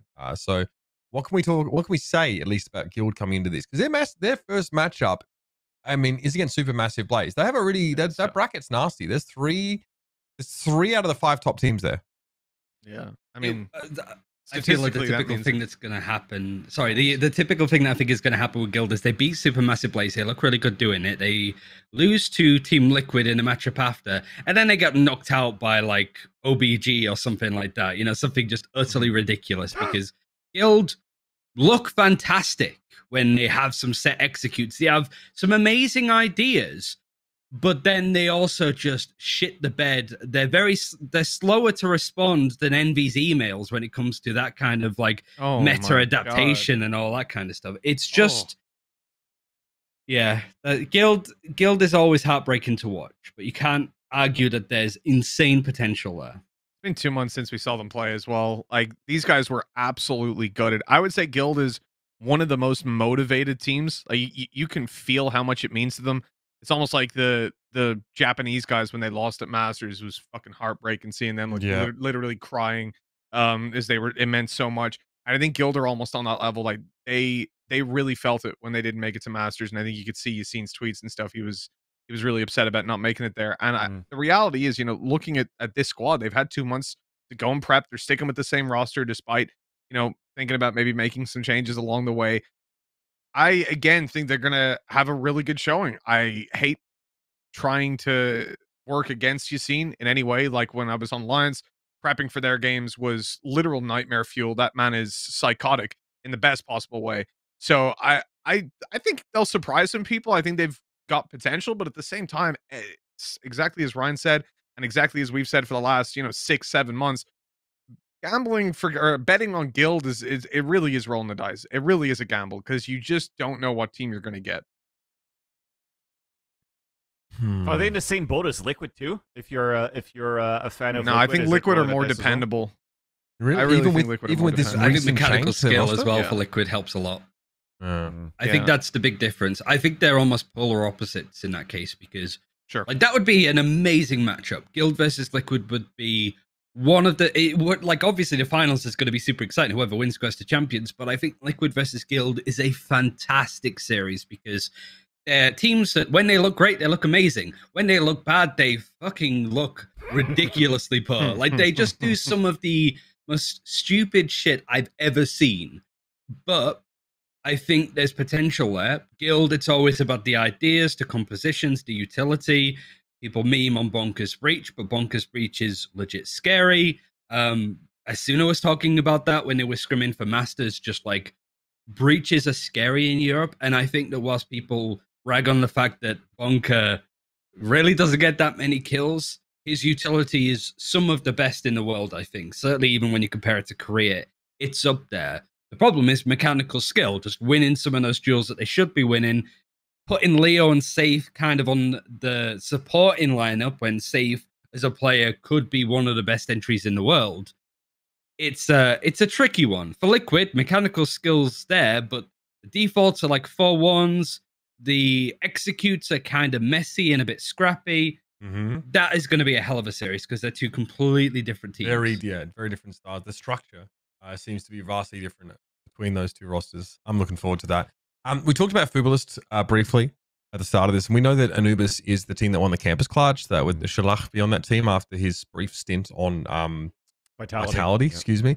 But what about Oxygen? How much do we really know about this roster here? Is another one of the teams representing the Turkish region with a hell of a lot of competition in this bracket. They have, I mean, in theory, right, that their side of the bracket looks a little easier. They go against Fubulist first, but that's obviously a domestic matchup before probably facing off against G2. I like Oxygen. I think that the problem is just when it comes to being on the bigger tournaments. Stage 2 was disappointment, 1 game away from qualifying for Reykjavik, and they get 13-0'd by Liquid and then lose something like 13-2. And then they lose and get knocked out at Stage 3 by Liquid 13-1. So it seems that matchup is a bit of their kryptonite. They are at least playing meta. They're kind of ahead when it comes to that stuff, but it's just a team that sort of fills in those spots overall. It's not really like a Gen G in North America where they're always sort of around there. They're always decent, but it's just they're consistently good in their region, but I don't think they would necessarily be a top 10 team if you're looking at the European lineups. Like them versus 10 Star, I think 10 Star's a better team. I mean, if you ask me who in this bracket could they beat, I would say like Anubis, OBG, and maybe Footballist, but that's gonna be it. I don't see them beating any of the other teams. Certainly Keep this bracket qualifying. up. Keep this bracket up. Time to move on to Preds, gents. Some definitely some real prospects here in this bracket. So starting with you, Van Sussy. We'll get the bullshit out of the way first. This fucking NA copium, which is ridiculous. Sentinels are gonna win. Who gets out of this one? Yeah, Sentinels can't win this one, by the way, Van. Sorry. Oh, okay, then nobody. We're trying to get a second spot. If I'm on the Sentinels copium, as you guys would say, I'm going on the liquid copium. So I got liquid actually making it to. Wait, what? I thought if you're on the Sentinels copium, you pick G2 because they fucking beat them. Nope. Wouldn't that make more sense? Nope. Okay, go with liquid. Liquid's gonna be able to do it with the dynamic duo of the brothers. Maybe that is the answer that they needed to be able to do quite well. I'm just gonna go with a gut feeling and go with liquid here.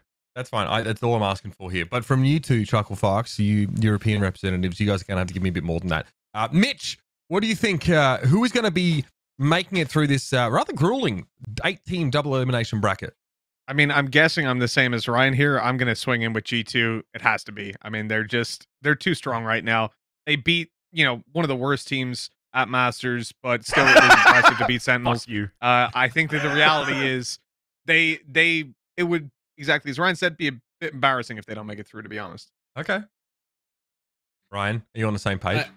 I'd copy and paste that, but I'm not going to just be like, just put that. I'm going to go Guild because I haven't said Bonka to Berlin in a while, and I'm not going to say it on a broadcast because Kakuka will just effectively shout at me and say it's for her. She'll have the T-shirts printed. So I'll go Guild. I just want to see a good tournament from Guild. I don't want to see them get petered out by minor league teams at this point. I want to see them claw it out in a losers bracket final against somebody like Liquid. I want to see them end the year proud. Otherwise, big changes have to come into this roster. Okay. This is one of the oldest teams now. Christ, if they don't do well in this tournament, something needs to change. Yeah, that's a fair point. They've been this unit for quite a while, like a full Swedish project that I think a lot of people had high expectations for. There's no Ascend in this bracket, so I'm going to choose Supermassive Blaze. I think they can win out this team. I like the team. They play tight. They play really compact. They have good anti-flash structures as well. Obviously, I think you made a great point about how like having your IGL playing the 1 in the 4-1 split on defaults is like pretty bad.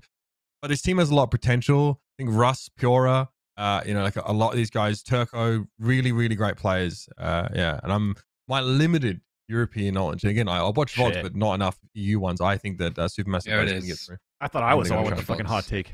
Is that so crazy? Is that so crazy to think the Supermassive can get through here? No. I think like.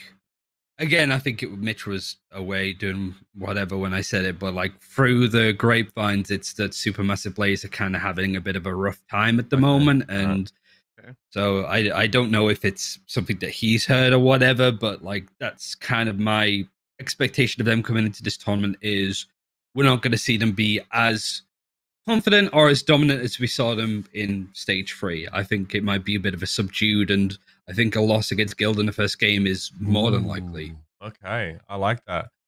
All right, well, there we go. We've got it all lined up. Ryan, thanks for coming on and talking to us about EMEA, helping us. Well, I mean, I guess there was some balance to Mitch, but really, I just wanted you guys to gang up on Vans. You did a great job, though. So, yeah, pick PayPal. Thanks for coming on, man. Yeah, it's good. And I get to see Mitch in a couple of days as well, because we're all going to Spandau, Germany, Berlin, a place that I like so much. I stayed an extra 2 weeks after the end of stage 3. So you actually never went sightseeing in fucking Spandau, yeah? Yeah. Not in the select this time. Yeah, Jesus Christ. It's great. The bed bugs are amazing. But yeah, oh my God. Yeah, it could have been worse. You could have been in Leipzig or Dresden, mate. So just bear that in mind. Or you could have been in Cottbus. Yeah, we got a Cottbus, mate. I tell you what. All right. Thanks for coming on. Ladies and gentlemen, we'll catch you after the break. We're going to be back. We're going to talk about LCQ and game changes. Still so much of the show to go. It's going to be a long one, so strap yourselves in. We'll see you in a moment. Welcome back, everybody, to VALORANTing. It's been an extremely eventful episode so far. We've called out chat. We've glossed over a bunch of teams that maybe don't matter as much. We've talked deeply about the NALCQ. We've roasted Van Silly. Van Silly's roasted himself. We've roasted Artur Minikov. Basically, everything you want. Everything you want in a fucking we've gotten up randomly. We've shit on someone's haircut. We talked about Ryan getting stuck in Germany. That was fun. Everything you came for, and now we've got even more because we want to talk about the NALCQ, guys. And to do that, to help us do that, of course, we're going to bring in one of our resident experts of the NA region, and of course, a longtime friend of the show. He's back once more. Everybody, make some chat noise for Dream. Great to have you back with us, mate. Of course, coach at Cloud9 White. Always great to be here, guys. I'm excited to talk about LCQ. I think it's gonna be a little spicy. I'm not gonna lie. Ooh, it started well. Started well. I fucking like that. Hey, do you want to? Let's start off with the fucking format, can we? Because that's the full spicy right there. Let's dive deep into this Mapo Tofu. I'm sorry. Every other fucking region I've seen double elimination. This is a 10-team modified single elimination bracket. And there's a lower. I guess it becomes double elim at some point, right? What the fuck was this? Yeah. So round one and quarterfinals are single elim. So until you make it into the upper semifinals, you could get eliminated in the first match that you play. Can we just talk about how dumb the seeding is though? Like Cloud9 has more circuit points than Rise, but they have to play Gen G, and then if they win, they play the team with the most points in the event, and then Rise would play an OCE team. What was going on with that bracket? I don't understand how that seeding worked out. Order was preceded into round 2, right? Yeah. Order goes because obviously they had the top points in Oceania, right? Mm-hmm. And look, all due respect to them, great guys. They were very good in CS as well, quite a few of these players, and I've got a lot of time for the management at Order, but obviously it's a moot point now, but we'll get to that. This is like the seeding was absolutely bizarre. How do we get there? Is that just because like they take like they see like the highest points in one region gets lowest points in the other? I mean, oh god, this. All right, so Jake Lucky, obviously, basically he's just it's his observation that he's reporting here. But every 100Thieves Valorant Pro and Nadeshot have called out the upcoming LCQ. Who fucking cares what Nadeshot thinks? They've called out the upcoming LCQ format for being single elimination for several teams. Not all. Aussie teams having to travel 16 plus hours and quarantining just to be sent home after a single series. I mean, well, anyway, yeah, it's not a problem. Yeah. So, I mean, first of all, before we depart from this, let's talk about the bracket in a nutshell. Yeah. It doesn't look reasonable, but is the impetus for the seeding reasonable, or is it just fucked from top to bottom? Fucked. Okay. And yeah, I don't. Yeah. So the seeding is one thing. I'd like to stay on this one as well. So the seeding is one thing, and then the other one is getting double elimination only from upper semis. And again, this goes back to what I was explaining before when we had Berlin, is because of the whole trying to fit X amount of matches in, 6 days of tournament, right? Because it's October 12th to the 17th, so that's 6 days. So there was no way that you'd be able to fit a double elimination bracket into 6 days in like a short broadcast of like 9 hours or whatnot per day if you wanted to stream every single game onto one stream. Now that you have this format, if you count it again, if you had BO3s, like 3 matches a day, then you go into day number 5 and the lower finals is a BO5, then you fit it into a 17. So I feel that we're kind of working backwards in a sense that we're figuring out how many days we have available and then just try to fit a format into that. And I feel that that breaks a lot in terms of the competitive integrity of this whole tournament just by looking at the format itself, and you're at the mercy of the amount of days that you have. I don't know why it got down to that point. Should have been a discussion where, they realize after maybe we need 6 or 7 days so that we can have a double elimination bracket from round 1 and then work from there and try to find the venue or whatever schedule that you have to make sure that it fits into that competitive integrity for NA LCQ. I think one of the things that you have to observe as well is like, at least to give you insight on the global decision, the European decisions as well. Yeah. The reason Berlin has been chosen for so many things, and they said it in the announcements, I believe, as well. The first consideration they had was, how do we get all the teams? Obviously, this is global, so how do we get the Southeast Asian and so on? How do we get all of them to one place to do this? And in North America, it seems like that wasn't a consideration. That it was just like, well, let's get the North American teams. It's North America. Do it in North America. Oceania, We'll figure that out later. Don't worry about it. That's definitely a different topic. That's definitely a different topic. But I think, okay, well, let's talk about the OCE. We can talk about just NA after. Yeah, let's talk about Oceania. So the Oceanic team, simply put, cannot make it. This is a LAN, right? So the format gets fucked up by this. So let's go through this. Ahead of the NAOC Last Chance Qualifier, we've been working to secure travel to and from Los Angeles for Order and Chiefs, the 2 qualifying teams from the Valorant Oceania Tour. I'm pretty sure the circuit that was paying their casters fuck all, but that's another story. Due to COVID-19 regulations, travel documentation issues, and additional complex factors, we could not ensure these teams could travel, compete in the event, return home in a reasonable time frame. As a result, they're not attending. Obviously, we're disappointed. Both organizations will be compensated. Don't know how they plan to do that, but that's interesting, I guess. And then we're moving to an 8-team tournament, so that obviously changes the format. Listen, Australians not too surprised by this kind of thing. Look, Aussie teams tend to punch above their weight internationally in a lot of esports, so it's a shame that they can't be there. I mean, I also know that like there are members of these 2 teams that were representing Australia as Counter-Strike players that frequently caused upsets and were very, very good. I mean, even guys like, I think Dexter plays on Mouse Sports now, and there's like quite a few Australian players that are really ripping it up overseas.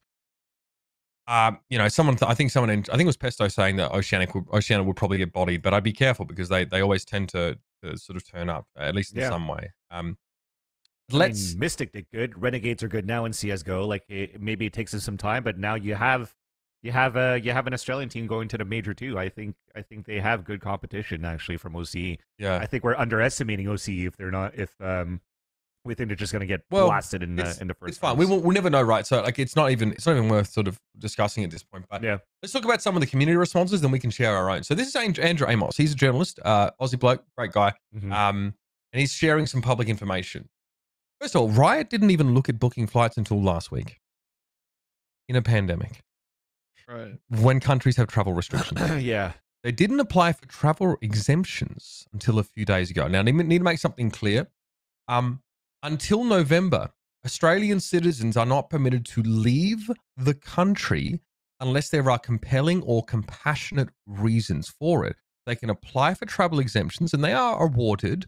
It's not like they're just non-existent, but a few days notice the fact that these were applied for a few days notice indicates to me an egregious lack of understanding about how Australia's border policy works. Now, I understand that you're an American organization as Riot, and you recently you ended your operations on the ground in Oceania as far as Riot's concerned. They had an office in Sydney, to my knowledge, that is now closed, at least there in terms of league operations. Riot were aware of the border policy in Australia, but the team was lacking in immigration experience to actually get all the documentation. So ESTAs are easy to get done. You can do them individually, right? You just need to make sure you know where you're going to be staying and who would be a point of contact that would be responsible for you in the United States. They're very easy. The exit exemption is something they probably wouldn't have understood, but definitely needed to work on in advance.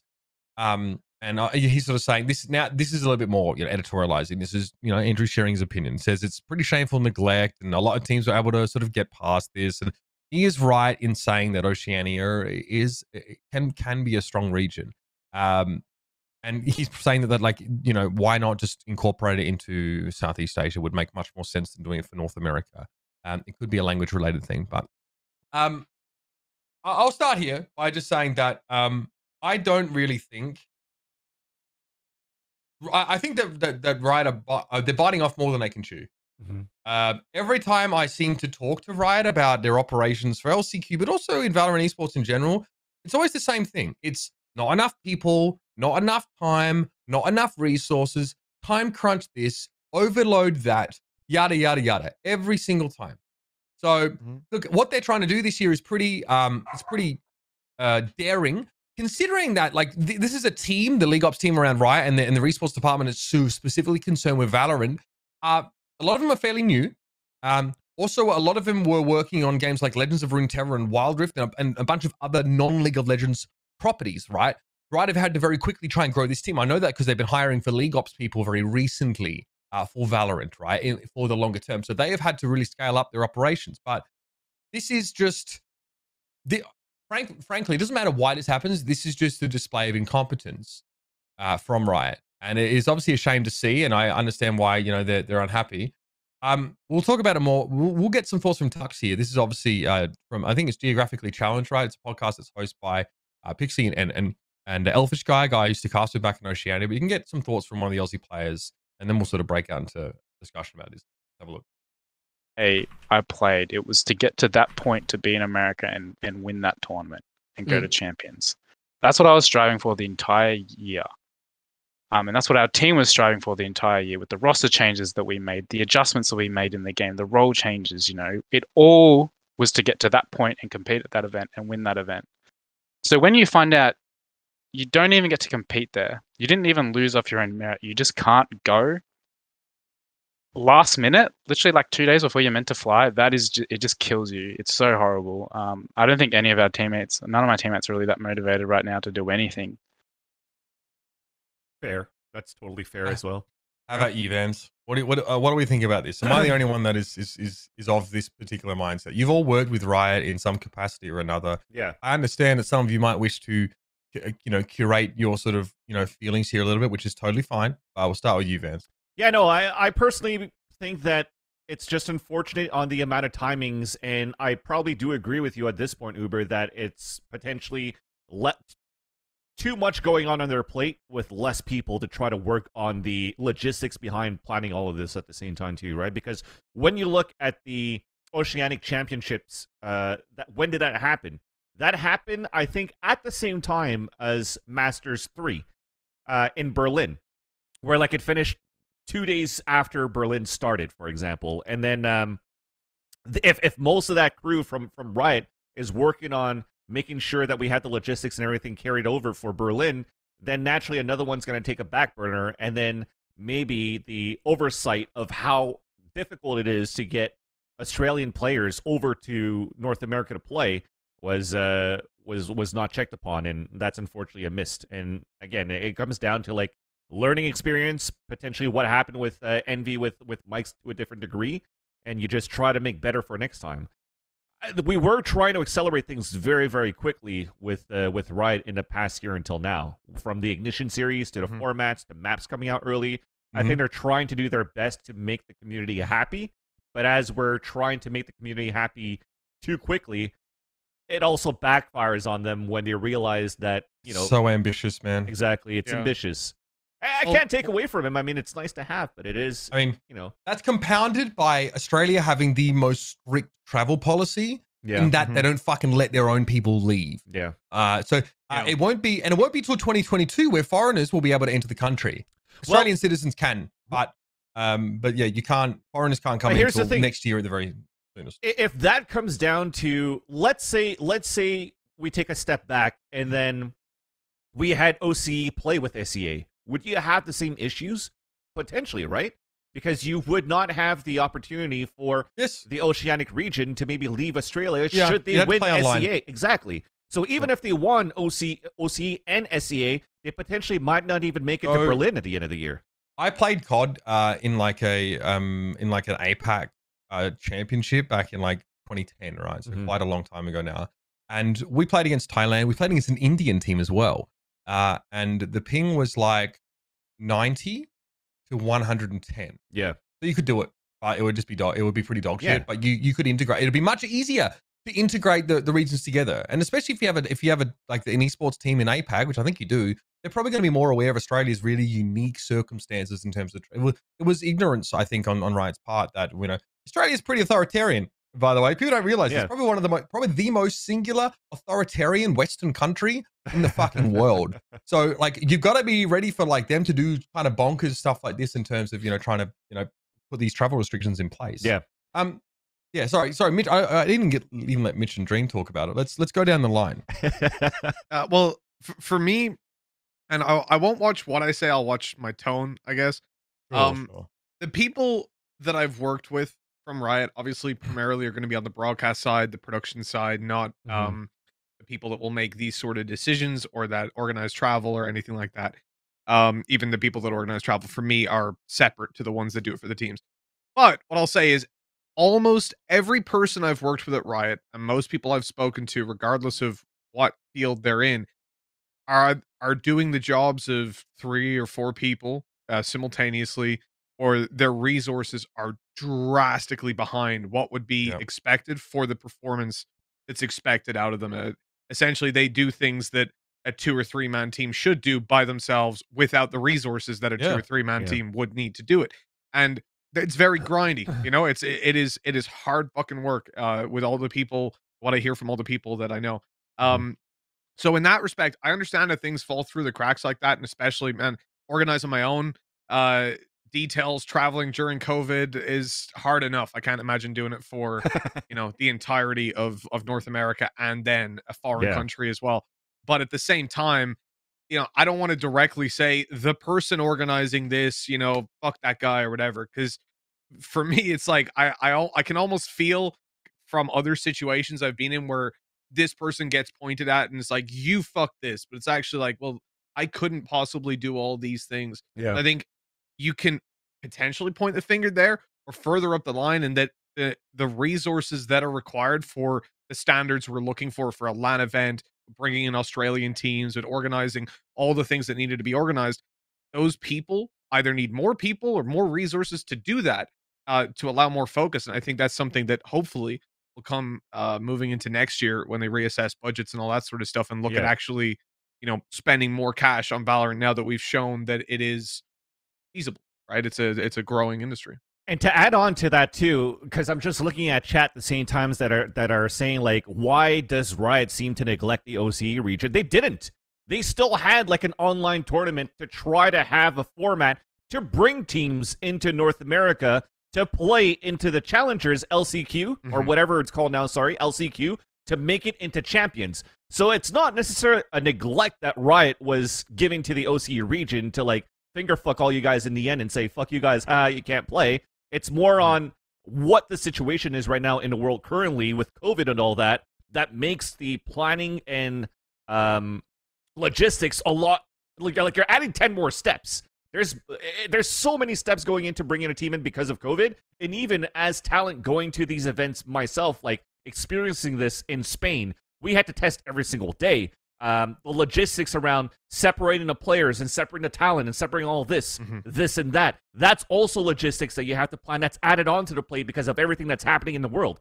So now it's just like, maybe if COVID did not happen, you could potentially make it through with that one person doing different roles. But now with COVID, you're basically adding 2 or 3 more people in terms of responsibilities that you have to make onto one person potentially here. I'm assuming at this point, but it still adds so much that you sometimes miss the mark. But they have tried, at least for Riot, to get something done for OCE. They have tried to get a competition to get OCE to participate in North America, but due to these circumstances, it just sucks that it happens and that we can't get these 2 Australian teams to come play.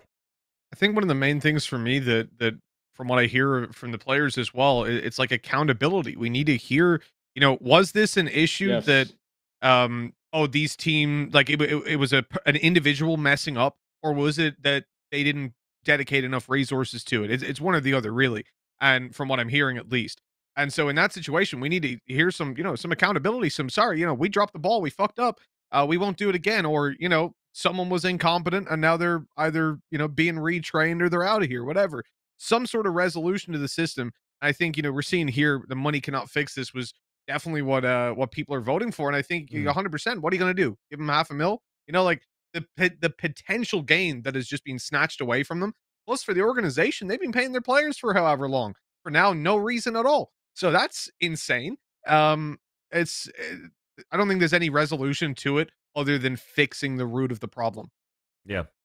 I agree. I think Vans is still on his find a way to spin everything in a positive light train on this one. I'm not gonna lie. Watching that clip of, you know, a player talking about, I've been working for this all year, my whole team has been working for this all year, to have the rug pulled out from under us last minute is like crushing and depressing. Like, I absolutely feel that. That would be just the worst thing ever to happen. And to add on to Mitch's point about accountability, I really do think it's important that Riot comes out with more than just the sort of like PR type statement that we received, because there's an Australian team that played in the world's play-in stage in Iceland today that they were able to get to Iceland. So clearly this is not we are totally ignorant of getting people out of Australia, doing that for an esports reason, like whatever. people at Riot know how to do that. So why weren't those resources allocated correctly, or why was that ball dropped? We're hearing that there was a pretty fucking compressed timeline on making these things happen. That's really disappointing as well. So I do think we need more information on this. I do think Riot has a little bit of a recent history of putting OCE on the back burner a little bit, especially with them losing like their League of Legends league and kind of getting grouped in with NA, which I assume is why they are also grouped in Valorant. I don't know if that's actually appropriate or if it would make more sense for them to be in Southeast Asia. I'm not aware enough of how all those logistics would work. But I think as far as compensation, like obviously no one's mad that they get money, but the real thing that I think should happen with this is that there should be a direct seeding into whatever's next year's Masters equivalent is, or if it's still called Masters or whatever they're doing for the circuit for next year, no one knows yet. But there needs to be a direct seeding in for an OCE team. Like they just need to go. There needs to not be some weird qualification. They just need to get a slot. The fact that they missed out on, like, okay, it's a winner take all LCQ. Is it super likely that one of these teams is going to make it over NA teams, you know, teams like 100 Thieves, who Cloud9 has recent international experience, stuff like that, or Cloud9, the retooled roster? No, I don't think that's super likely. It's obviously not impossible, and the important part is letting them go compete and show and prove things and show what they've been working for all year, that they have been grinding for. So I think the only way that you can lessen that blow is to guarantee them that they will have an opportunity to do that as soon as possible in the next circuit. I think that is 100% necessary, and I really hope that Riot will announce something like that as soon as they start talking about next year's format. Obviously, they're not going to talk about next year's format until after Champions is over, because they don't want to put the eyes on next year until we're through with this year. But I am really, really hoping that that's something that we'll hear from them. But how long do we know that team from Australia in League of Legends qualified to be able to play in Iceland? I don't know off the top of my head, but I'm just wondering because most finals ended like a month ago, a little longer, 6 weeks ago. Most playoffs ended in most of the regions, but it doesn't matter. Like they know what it takes, right? So the timeline, like they get to choose how they want to approach this, and they need to tell us where this breakdown is, because clearly they understand what the process should look like. So why weren't they able to apply that in this case, right? Yeah. Maybe it was protocol to go to Iceland versus protocol going to NA, and then they realized it was different. But who knows? We'll find out. Hopefully, tell us. Yeah, hopefully they'll say something. But until then, it's just going to be speculations. I think we could start looking at the bracket now, finally, right? So now that we only have 8 teams moving forward, it's going to be an 8-team. Who knows what format it is actually right now for the 8 teams? Is it still going to be single elim until we get into the upper semis? But at least from now, with these 8 teams, guys, starting with you, Mitch, man, it still looks to be a pretty amazing tournament. At least for the teams that are there. Yeah, at least by North American standards, looks like it could be pretty good. I agree, 100%. But I don't know how much I want to say on how good it's going to be without even a fucking format to talk about. It's pretty wild, you know, that close to the event. It's oh my God. Who we playing? Don't know. Oh, double elim, lower bracket, right? Don't know. Oh, cool. Awesome. Thanks, man. Appreciate it. Are any of the LCQs doing like a group stage or anything, or are they just all brackets, right? Straight out brackets. It's pretty safe to assume it'll be a 1 to 8 seeded bracket. The question is just, is it double elim, or does double elim kick in after quarters or something like that? Exactly. But I think we can like make safe assumptions on like, okay, the 1 seed is going to play the 8 seed, right? And the 2 seed is going to play the 7 seed. When we look at circuit points, the question is just, if you're the 8 seed and you lose to, 100 Thieves, do you get another shot, or are you done? And obviously, single elim for these events is a big sleeper. Like I would really hope that we could find a way to make double elim work. I tried to dance around the fact that if we had 8 teams and it was double elimination from round 1 and it was like 3 BO3s a day and going through that process of like the 6-day tournament, it should fit. So I think. Okay. At least for me, in terms of being the fanboy and copium that I usually am, I think that we will be able to see double elimination bracket from round 1, but we'll see what the announcement is going to be for Riot once we actually get that. And hopefully it's going to be in the next few days because it literally starts in 7 days. That said, though, we could actually start talking about the teams at least, right? If we don't know the format of these of the brackets and who's going to be moving forward, at least we could talk about the expectations that we have for this team or these teams. I want to start things off with version 1. So version 1, most recently, I think in these changes, you have no more Vanity in this roster, and you also have a new 5th that you need to try to bring in, right? Because everybody else in the core team is finally back. So Zelsis is back. You have Whippy that's finally going to be able to play. You have Penny and Effies, and rumors are is that it's going to be Odorous right now coming into this roster. Correct? Oh, okay. So what's your take here? Starting with you, Dream, on this roster with Odorous coming in. I mean, I definitely like Odorous coming in for them. I think he's been a pretty undervalued player in NA for like a year now. Yeah. And like his only real like shot to show things I think was on Dignitas. So seeing him, which was kind of a mess of a situation outside of his control, right? So seeing him come into V1, I am really glad to see him like get that platform. But I'm gonna be honest, I do not have high expectations for V1 at this event. I think that they disappointed in the Berlin qualifiers. I'm pretty sure they lost to Gen G, which is the same team they should be playing in the first round here, which does not bode well, considering I think losing Vanity is a pretty big hit to them. Even though Odorous is a big plus, losing your IGL is always really hard. And I don't think that in the current meta, with the heavy reliance, in my opinion, on having like an ace level jet player, especially on LAN, where I think playmaking and those clutch moments are going to be really, really important. I just don't think Penny really measures up in the context of a lot of the other strong jet players that we have in NA. So I think they're going to really struggle even to win a series, much less to win the event. I do not have high expectations for their finish. I mean, sorry, I'm back, everyone. Thanks for bearing with me. Let's talk about this 100 Thieves team then, because I think there are a lot of questions about what this what this team is trying to look like, right? This Steel ejection was a surprise to me. I don't know about you guys, right?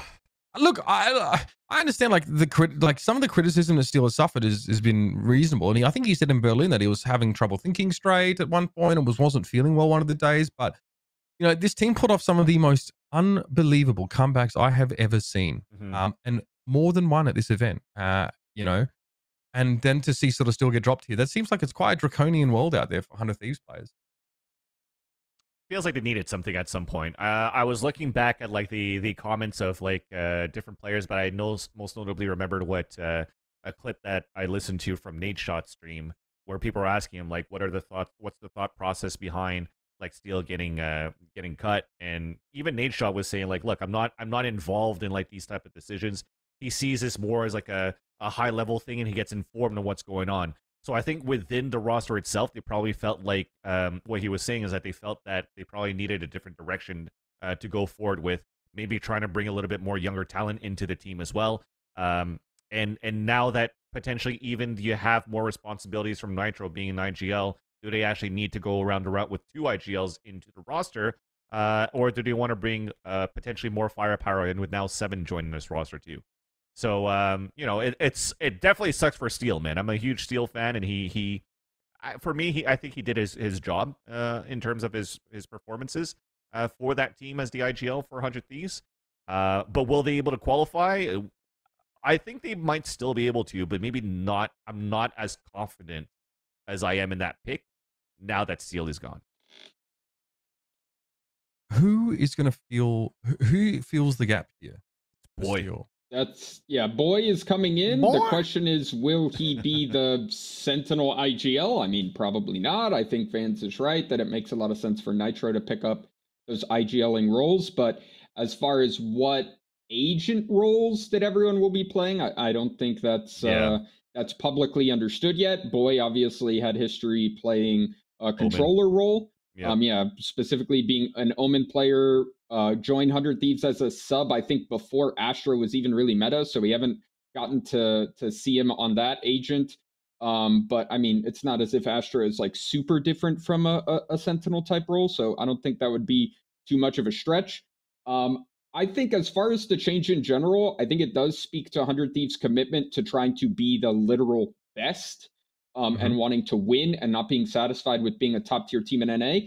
And I do think that there's reason to believe that the previous look for 100 Thieves was kind of capping out and was already sort of overperforming where people really thought they would go.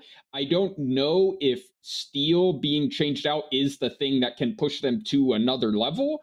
I would obviously have to know a lot more about the internals of the team and how things work, but I do think that if they wanted to push for trying to win champions, that it was very, very unlikely that those 5 players were going to make that happen.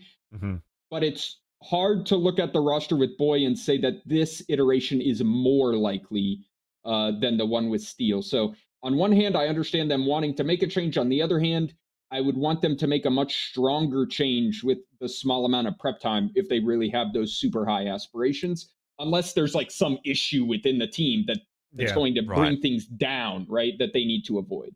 I think that's the thing though, because right now, and I think we mentioned it last week on VALORANTing when this change first happened, and we talked about Steel forced to step down, is that Boy has been part of this system for the longest time now because he's joined this team for 100 Thieves as like, I guess, an analyst at this point, right? So he's been ingrained in terms of the strategies that are being currently implemented for 100 Thieves. So to have 7 joining in as the official sub instead of Steel, that is going to be a window that's going to be a little bit too small for him to be acquainted to the type of playstyle that 100 Thieves brings. But if Boy is already bringing that in right now as he's helped build those strats, then he could probably potentially fit a little bit better. And would it be a plug to Steel? I think it might still work because Boy has actually had history playing a Cypher or a Killjoy as well for even complexity like last summer and doing quite well with those numbers too as a Sentinel player. So it's not that being a Sentinel is going to be something new for him that he's going to be totally lost in the role. So if that's going to be the only switch and you're plugging that in and the rest of that core on what they're practicing since Berlin is still the same, then potentially it might work. But you're giving for me, where you have to watch out for is because you're giving more responsibility to Nitro now as the IGL and playing now more Astra. Is that going to hinder his high fragging power that he usually brings onto the table as well, having less of that responsibility for IGLing when there were 2 people on the table doing that? Well, the thing that really perplexes me about this decision, though, like, I don't think that Boy going in, like, Steel wasn't an overwhelmingly solid player. Like, I don't think that he's irreplaceable on the roster, and having Boy in, maybe he can perform to the same degree. What surprises me is the fact that they don't keep Steel as a sub, at least short term, because it's not like he's going to compete with another team right now. So from his perspective, it would be better to stay as a sub than to be completely inactive, right? I believe he's still signed to the team. Correct. If I'm not mistaken. Yes, yeah, so he hasn't been released. And then to bring in another sub, it's like, how are you going to make that adjustment on such a short space of time? If you do need to use a sub, I feel like Seven's just going to be kind of chucked in, you know, in the deep end with absolutely no assistance. Yeah. Whereas if you had Steel, at least he can slot back in, and sure, it might not be the look you want, but it seems very weird to gamble on like a brand new sub in such an important moment as well. I feel you might not even bring him at all as into the LCQ into your roster, in my opinion. He just I feel like he probably won't play. Yeah, that's what I'm thinking as well. But I mean, the whole point of the sub, right, is if someone gets COVID or something like that, like it's a LAN event, you can be forced to play with that person, even if it's not, even if someone feels sick and still wants to play, you can't with COVID. So like there's a decent possibility that at some point they will need to use the sub. For them to make the decision to bring someone else in just seems very bizarre, because worst case scenario, one of your players gets COVID or can't travel or whatever it is, then surely you'd prefer to have the guy you've been practicing with for months and months and months rather than a perfectly capable player who is now going to have to adapt to you in the space of a few days. Yeah, I think that probably speaks to them not wanting to play with Steel, not from a gameplay perspective, but maybe from just an internal or a clash perspective. That I mean, that would have to be my read on the situation.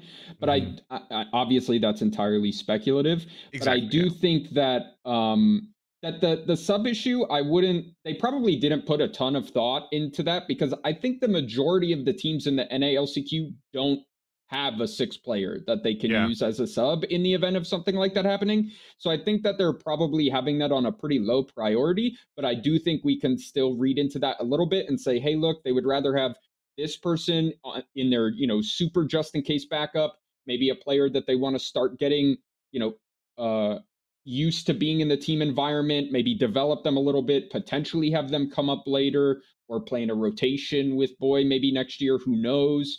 But certainly it is telling that they would rather bring in an entirely new sort of development, unproven in general, untested in general, much less with their team specifically, that they would rather have that player as a sub than Steel, I think does tell us a little bit.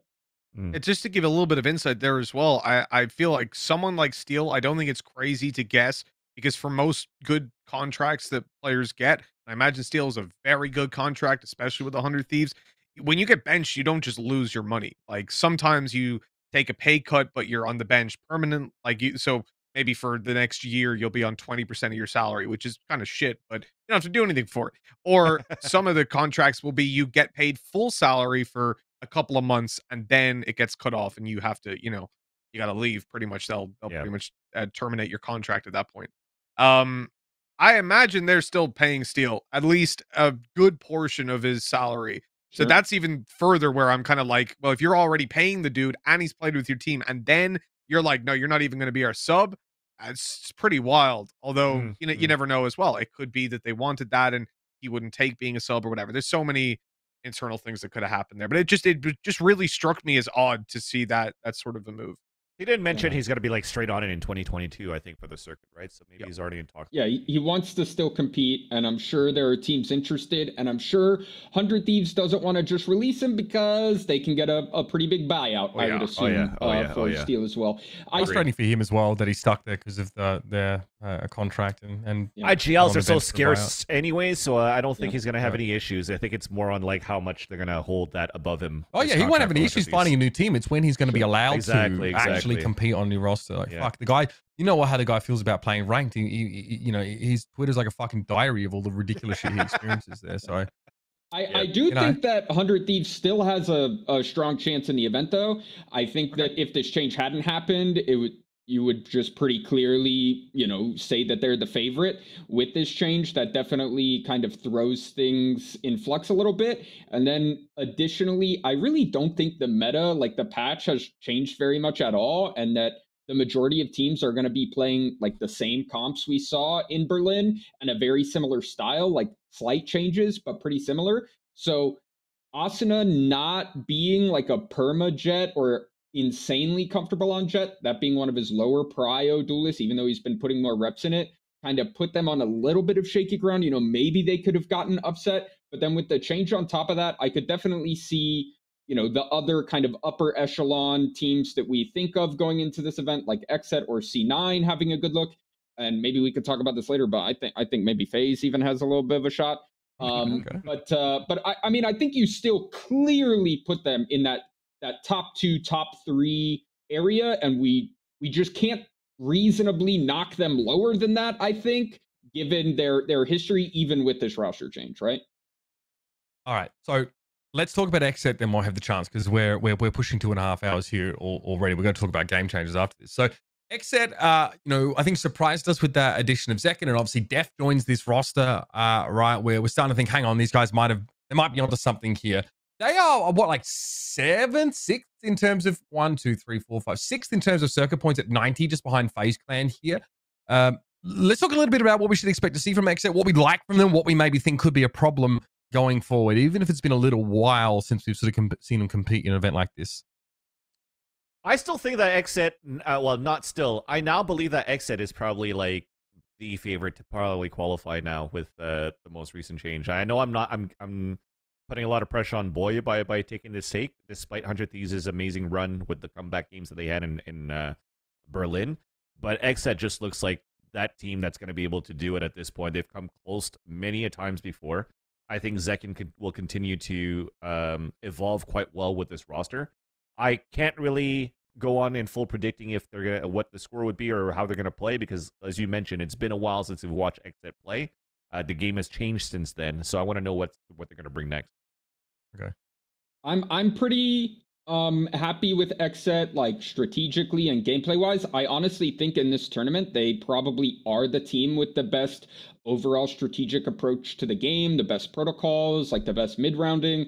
I think that Zekin has been a really good addition, but I mean, I'm going to talk about this when we talk about every team, but I think having an extremely strong Jet Ace matters so much in this meta, but on LAN, again, being able to make those plays, be that difference maker. And I just think Pure is not at that point yet.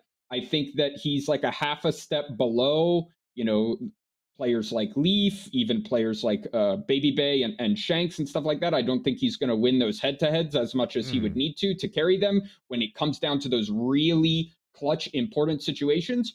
But I do think that for the last several months, and please, this is going to sound ridiculous at first, but he reminds me of Ye from 6 months ago, when no one thought that Ye was going to have an insane peak that he does. And I am not in any way saying that I think Pure is going to come out and look like Ye at this event, but he has been kind of that tier just below the elite duelists for long enough that it feels like something's got to give, and he's really close to a breakthrough.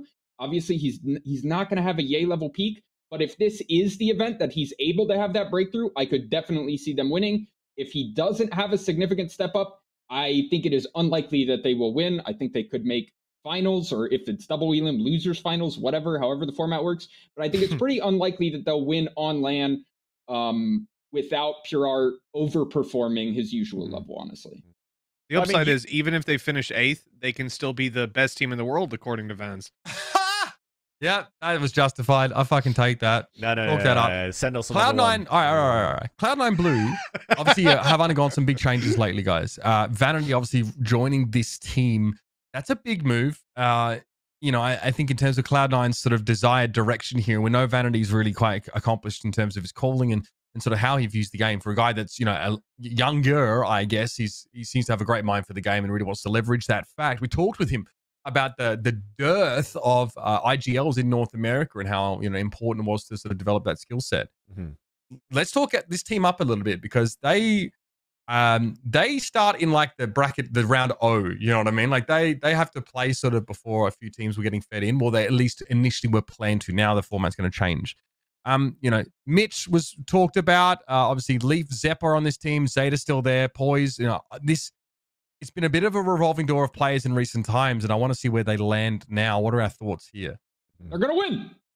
I mean, obviously, I'm biased, right? I mean, I don't think they're the clear favorites at all. I'm always going to be a C9 homer, but I do think that, honestly, they're probably going to play Faze in the first round. I think if they play Faze, they make finals, or if they beat Faze, rather, they make finals. The rest of their bracket, I don't think it's going to be super hard for them.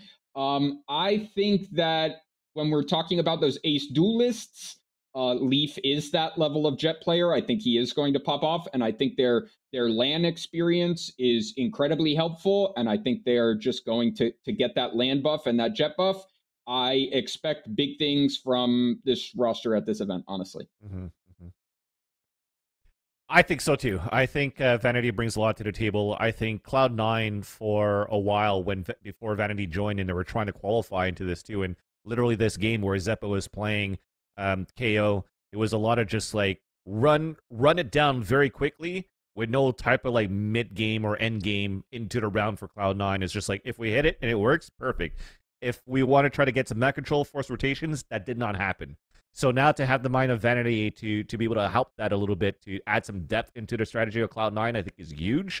And then the roster itself, I think Mitch now relieved that responsibility of IGLing and playing a Sentinel, if that's going to be the compositions that they're still holding. Like if Mitch is still going to play a Sentinel or a Sage, I think he shines quite well in that role, just to be a fragger. So they do have the opportunity to turn some heads around and to do some upsets. this is what Vanity had to say about C9 right now. This is a great little interview. DDK is currently producing some sort of recorded content with pros and stuff like that. Really recommend you check it out. This is obviously an excerpt from his show with Vanity, where we get to hear a little bit about what's going on behind the scenes in Cloud9 Blue. So check it out. Tough, but do you guys feel ready? Yeah, I definitely think we're prepared. I mean, things like I came into the team not really knowing who we were going to use. Like, I thought I wanted to use Mitch more, and we tried both people. We swapped roles a little bit for the most part. And then after playing like with people, I was like, okay, I think this is how we should do it. And like, we haven't really had any objections since. Like, most of like what I think is like how we should play is how we've like done like the rules and all of that. And I think it's worked pretty well. We've been having pretty good practice. I mean, it's just practice and you need to translate it, but I have complete faith in our team that we're going to be able to translate it. Okay. Yeah, look, not a ton to say there, but I do like how he was talking about sort of the permutation of the roster he was sort of thinking about and how that sort of changed. I think a lot of people are going to hype this team up in a big way. They made a huge acquisition getting Vanity. And, you know, we felt since they retooled and, you know, with Zeppa now, you know, on that roster and, you know, some of the looks that they opted for, they've been on the come up. So might be a good time to be a C9 fan. They still have Poise just in case if there comes a time where they need to bring Poise in. Yeah, I don't think Poise is going to play. I don't know how much I should say because obviously I have some extra info. Sure. But I think it's pretty unlikely that you'll see anyone outside of the main five playing at this event. But yeah, I think fragging power, they are one of, if not the best roster mechanically at this event. And then you would hope that, you know, Vanity coming in can help that strategic element. But again, I mean, he talks about in that DDK interview, which is really good. I definitely also recommend everyone checking it out.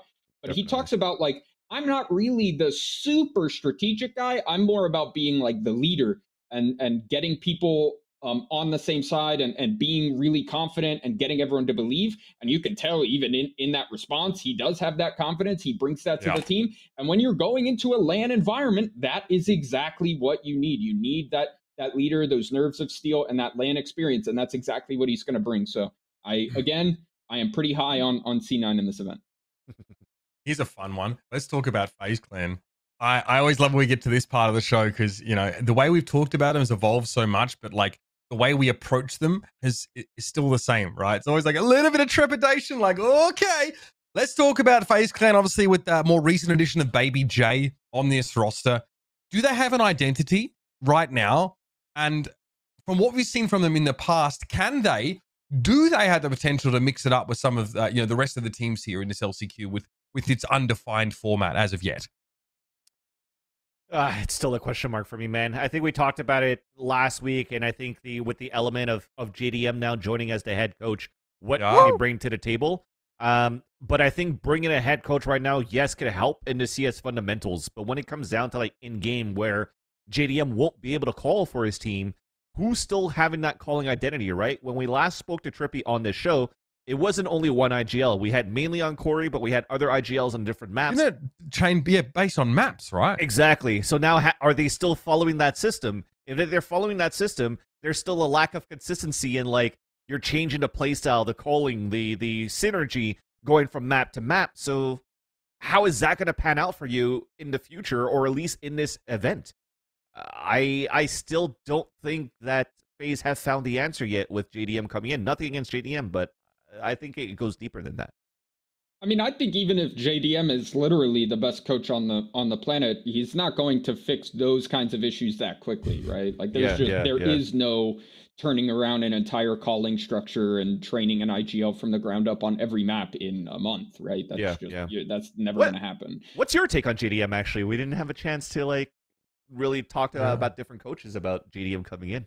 I mean, obviously JDM doesn't have a coaching history as like a player history, right? And he's been gone for a little while, so I can't really speak to his direct ability, but I do think that having, like, I think this FaZe team is a team that benefits a lot from having a coach that has an extensive pro player background, right? And especially coming from CS, they've said multiple times is an influence they want. So I definitely understand the move. It makes sense on paper, but a ton of stuff makes sense or doesn't make sense on paper. It really depends on how it plays out practically. But I think the big thing here is Baby Bay is again, an incredibly impactful, explosive jet player, a playmaker, a difference maker, and he is definitely a player that gets a land buff.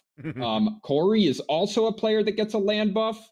I really think that this is a team that we can expect to overperform their normal sort of position in the tier list within NA at this event. And I think that if it is single elim in the first round, them going against C9 in the first round is pretty unfortunate. I could see them just losing out. If it's double elim from the first round, even losing to Cloud9, I could still see them getting top 3, top 4 at this event. I think that just their mechanics are really good. I think Baby J was an insanely good addition. I really like Baby J. I think he is a very good player. And I think that Zach and Baby J, just as supportive type players, work really well in the system. And yeah, I just expect big things, and I expect the pressure that those players can exert on you at LAN. And when you have players like Corey and Baby Bay making insane plays on you in the server and then standing up and shouting at you, that shit's rough unless you have a lot of LAN experience, bro. They are going to make you feel some type of way. And I think that is going to go a long way. Yeah. They're going to unsettle you. You know what I mean? I just, they're that no respect style at LAN when, you know, the stakes are really high. I'm curious to see how teams sort of deal with that. Yeah. It will be a pretty unique scenario for sure. You know, guys, look, I mean, I'd love to maybe talk a bit more about a few of the other teams here in this bracket, but we've got to really move along. So we're going to go and do some preds here. Now, if you predict one of the teams we haven't talked about yet, you know, to win, then I encourage you to sort of speak about them and highlight that. But like Rise. Here are our 8 teams. We don't have a bracket right now, right? Yeah. And we haven't had a chance to talk about Luminosity, Genji, or Rise. So no disrespect to those guys. We just got another whole content block to hit, and we don't have time to be here for 3 hours today. Sorry, guys. That's not how it works. So let's start from the top. Mitch, obviously, you know, being Mr. EU, you can throw your hat in the ring here, and you can select the team. Who do you think's going to win here in the LCQ?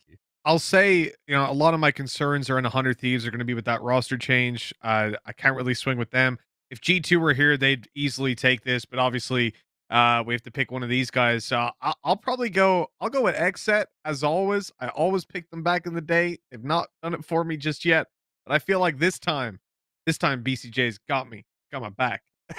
Okay.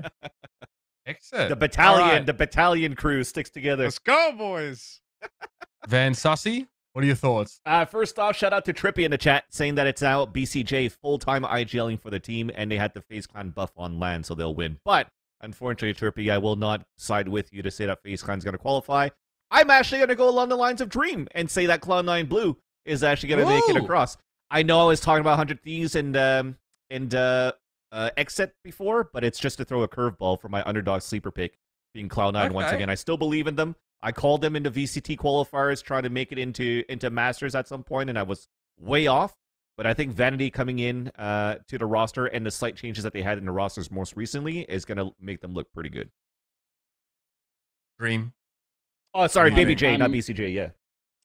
I'm also going to be a C9 supporter here, a little bit of a homer take, but what are you going to do?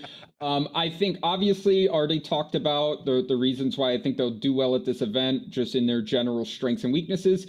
But I think legitimately a big part of it is their bracket. They are on the other side of the bracket from XSET and 100 Thieves, who you would think of as like those other really like top teams that could win the event. And assuming that they are able to overcome FaZe in the first round, I think their second round is pretty free. And then they'll be in the winners finals against either XSET or 100 Thieves. That's just a pretty decent bracket, a pretty good setup. And I think it's an easier path than either XSET or 100 Thieves have. So I think it's fair to give them the nod and, you know, kind of. That's under the assumption that seeding is the same and it ends up just being an 8-team double just a elimination, normal which 1 is to reasonable. 8 normal bracket, right? Which fingers crossed they don't do something change wild, the seedings, yeah. Sure. We're gonna do a group stage best of 2s. Let's wheel that one out from SEA. Oh my god! Just all right. I'm gonna go. Just because no one else has, I'll want to predict 100 Thieves to win, even with their changes. You know, we'll see who slots into that sort of IGL It's not a role. bad pick at all. Yeah, they've got. I mean, they've still got Nitro. Of course, sort of on this team as well. So yeah. I think it'll be kind of scrappy for them, but I think that Cloud9 100 Thieves game will be a big decider. So I feel like I can get away with that one without messing things too much up too much. Okay, so broadly speaking, we wanted to talk at length about game changers here, but we're almost 2 hours and 40 minutes into the show. I still want to talk about it here. We've got Dream for a little longer, so we're going to really get in the weeds a little bit. Unfortunately, it's just not something we have the capacity to do today. But let's talk about game changers. Dream, we've got you here. Let's bring up the bracket and maybe just talk let's talk Cloud9 White's run through here, right? And some fantastic teams turning up. When we talked to Mel last week, she said, hey, look out, like this Dignitas team is legit. Shopify Rebellion, obviously, got potential. This TSM roster still out for revenge. They don't do well at all, unfortunately. But let's talk about this event from your perspective, Dream, if we can. I mean, I'm not going to lie, other than Grand Finals, it was free as fuck. Yep. I don't really know what else to say. We didn't prep for these teams.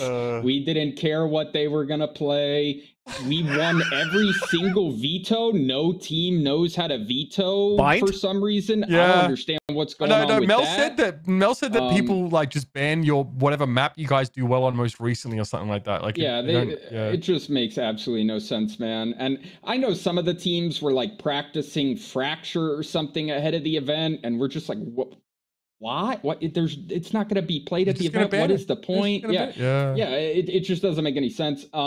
I do think that Shopify had a better showing in grand finals than obviously they did in upper finals. That shit, like literally coming into the first map of upper finals in Haven, it literally just didn't feel like Shopify like thought they could win. Like they were just like, let's get through this and just play losers finals after, like it didn't feel like they were putting up a fight. They weren't mentally in it. In grand finals, obviously that was different and they played a lot better. We finally dropped a map at one of these events, which, as we've talked about previously, is actually kind of a relief because we just felt like we had to win every single map under all circumstances, and that was the expectation and the pressure put on us. So going into map 4, after we had just lost map 3, literally the comms, the vibe, everything was just so chill. We were playing so loose. We were playing so much better. Like as soon as we came out of Haven, I literally was just like, guys, all right, it finally happened. We finally lost the map. We don't have to worry about it anymore. We can just move on and end the series now. And that's exactly what happened. So I think that a lot of these teams still have a ton of growth that they need to do, not just on an individual like mech level, which there's definitely a really big disparity between us and even Shopify, but then Shopify and everyone fucking else. But even like on a macro wise, like a decision making wise, just across the board, like the gap between like 1 and 2 is huge, 2 and 3 is huge, 3 and 4 is huge. So hopefully, over the off season, a lot of these teams can be more involved in some individual tournaments, monthly tournaments, stuff like that. And get some more reps in, because definitely not only do you feel that difference in level, but you also feel that difference in handling match day pressure, because teams were just crumbling when we were aggressive, right? They just literally would just lose their heads.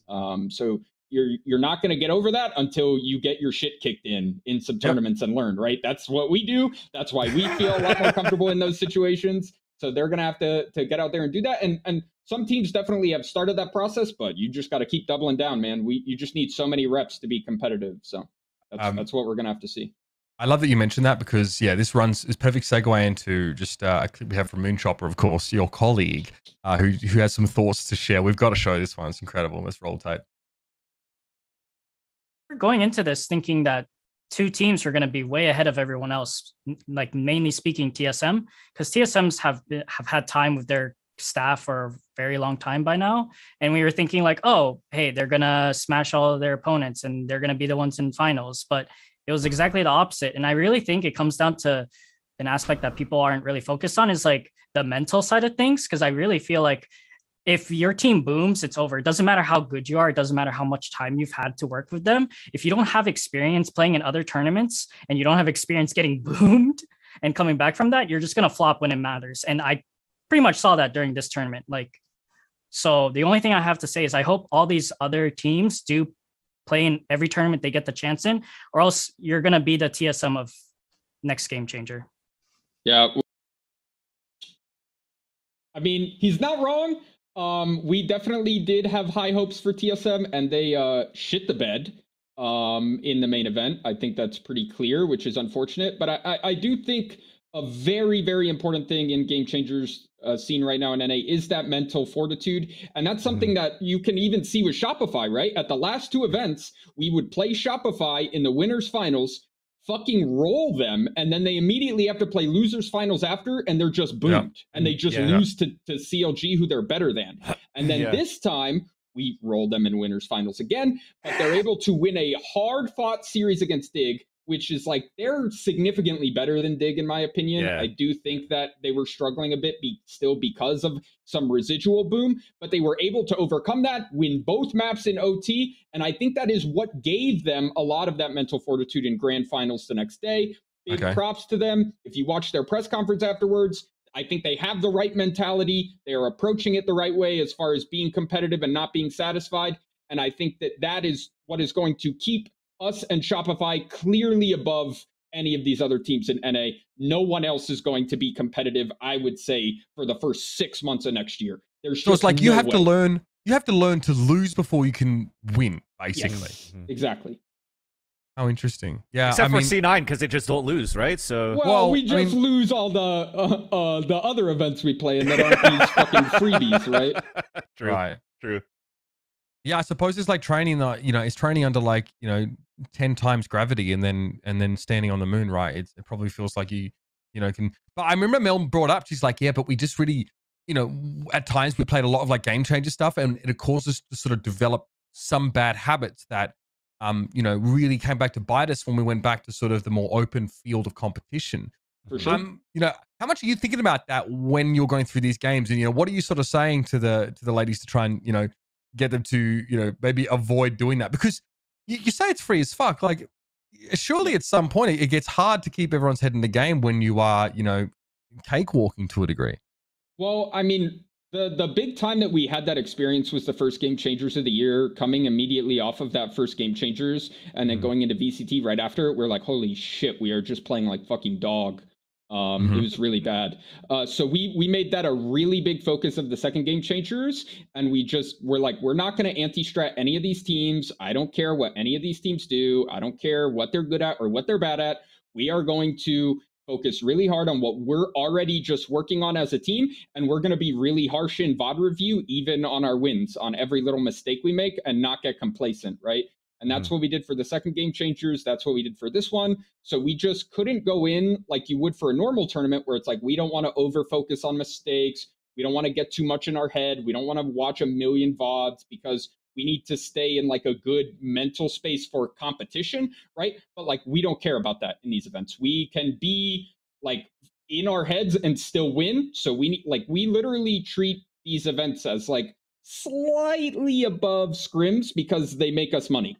But other than that, it's like, we are going into the match like we're going to work on this, not like we need to improve this. We need to push our limits, not just do what we need to do. It's a win. Like we are literally trying to do things better every match, rather than, usually when you get to the end of a tournament, you're trying to tighten up what you're doing and not really change anything and just play to your strengths, right? We can't afford to do that in these events because we have higher aspirations. That's interesting, because even for me watching, I was re-listening to my own casts yesterday to just try to improve myself as a caster, and I was watching the demo of you guys playing against Shopify Rebellion, and then Moonchopper came into the chat too. It was just saying like, yeah, man, like this play we kind of like fucked up, but I was like, well, yeah, but you guys won the round. He's like, yeah, but it goes deeper than that. Really studying through like every play that you guys make, every single mistake, even if you win, it shows how much of a perfectionist you are into running your strategy well, going into like the open circuit, into VCTs, to be prepared for those as well. So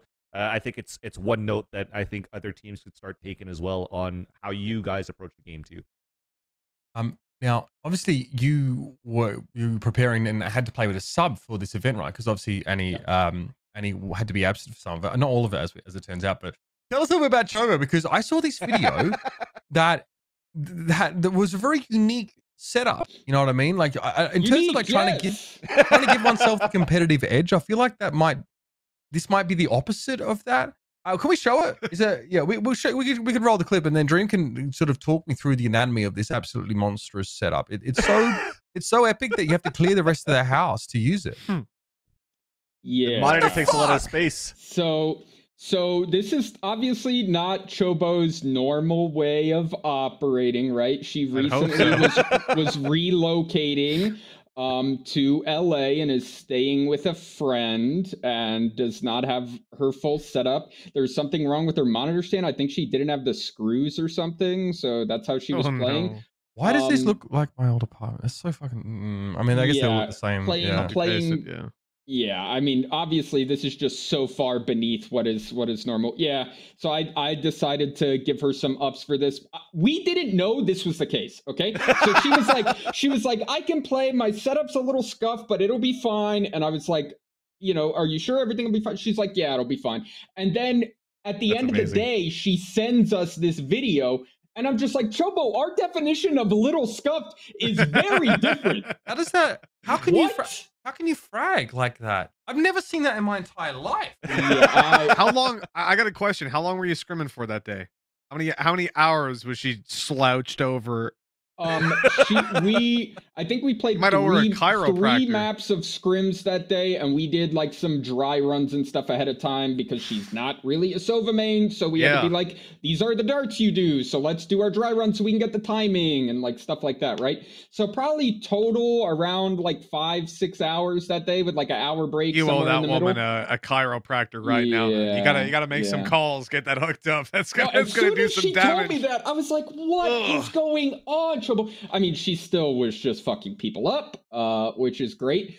And I definitely think that Chobo, it was crazy, like working with her both in scrims and in matches. She is just an incredibly raw player that just has so much more development that she can do.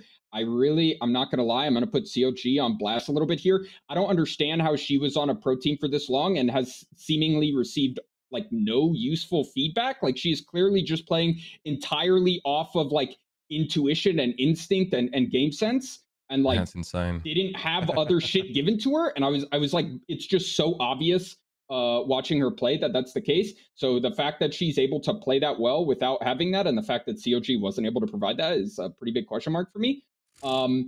But to me, that's like, all these teams that are, these orgs that are coming in right now that are signing players, maybe some of these teams that underperformed in Game Changers really need to look at Chobo because she has a really good work ethic. She obviously is not willing to fucking make excuses. She wouldn't even tell us that she was dealing with this shit. And she's just really motivated, and she is someone that has so much potential and so much more to grow. She really has not had that period of development that you would want players to have. So I really hope to see her, and I hope to compete against her and beat her in the next Game Changers. No doubt about it. Obviously, another successful campaign for Cloud9 White. Dream, we're going to end the show, I think, in general now, but thanks for joining us and giving us your time, mate. Obviously, we had you here for a while, but yeah, good luck, of course, with the rest of the format remaining for the year, man. I'm sure you'll still be working hard. Absolutely. Thanks for having me. It's always a good time, man. Absolutely. All right, Vans, Mitch, another solid one. Yeah, okay. So you guys didn't fight too hard this time. I was actually impressed, Vans. You've done very well. Do I fight? NA Copium was it? Well, I mean, thinking Sentinels is the best team in the world is pretty egregious, I think. Yeah, that was pretty What bad. do you think, Dream? Should Sentinels still be number 1 in the world? Are you agreeing with me? Is this a power ranking, or who's going to win if they play a match today? I guess a power ranking. I'm putting this as a power ranking. Yes. As a power ranking, sure, because they proved it over the year. But if they had to play a match today, would I put money on them? Fuck no. Okay, that's fine. That settles that. Listen, yes, that reveals the difference in what makes the belief of what is the best team, right, over the course of a year or right now. So that's fair enough. Are they the best team right now? Doesn't sound like it. Well, LCQ's coming up next week. North America is going to be having a LAN for it, and I think there might be a couple parts of the show you'll enjoy. I've got a feeling. We'll see you guys, of course, next week with more Valoranting, or will we? Who knows? See you guys later. Have a good week.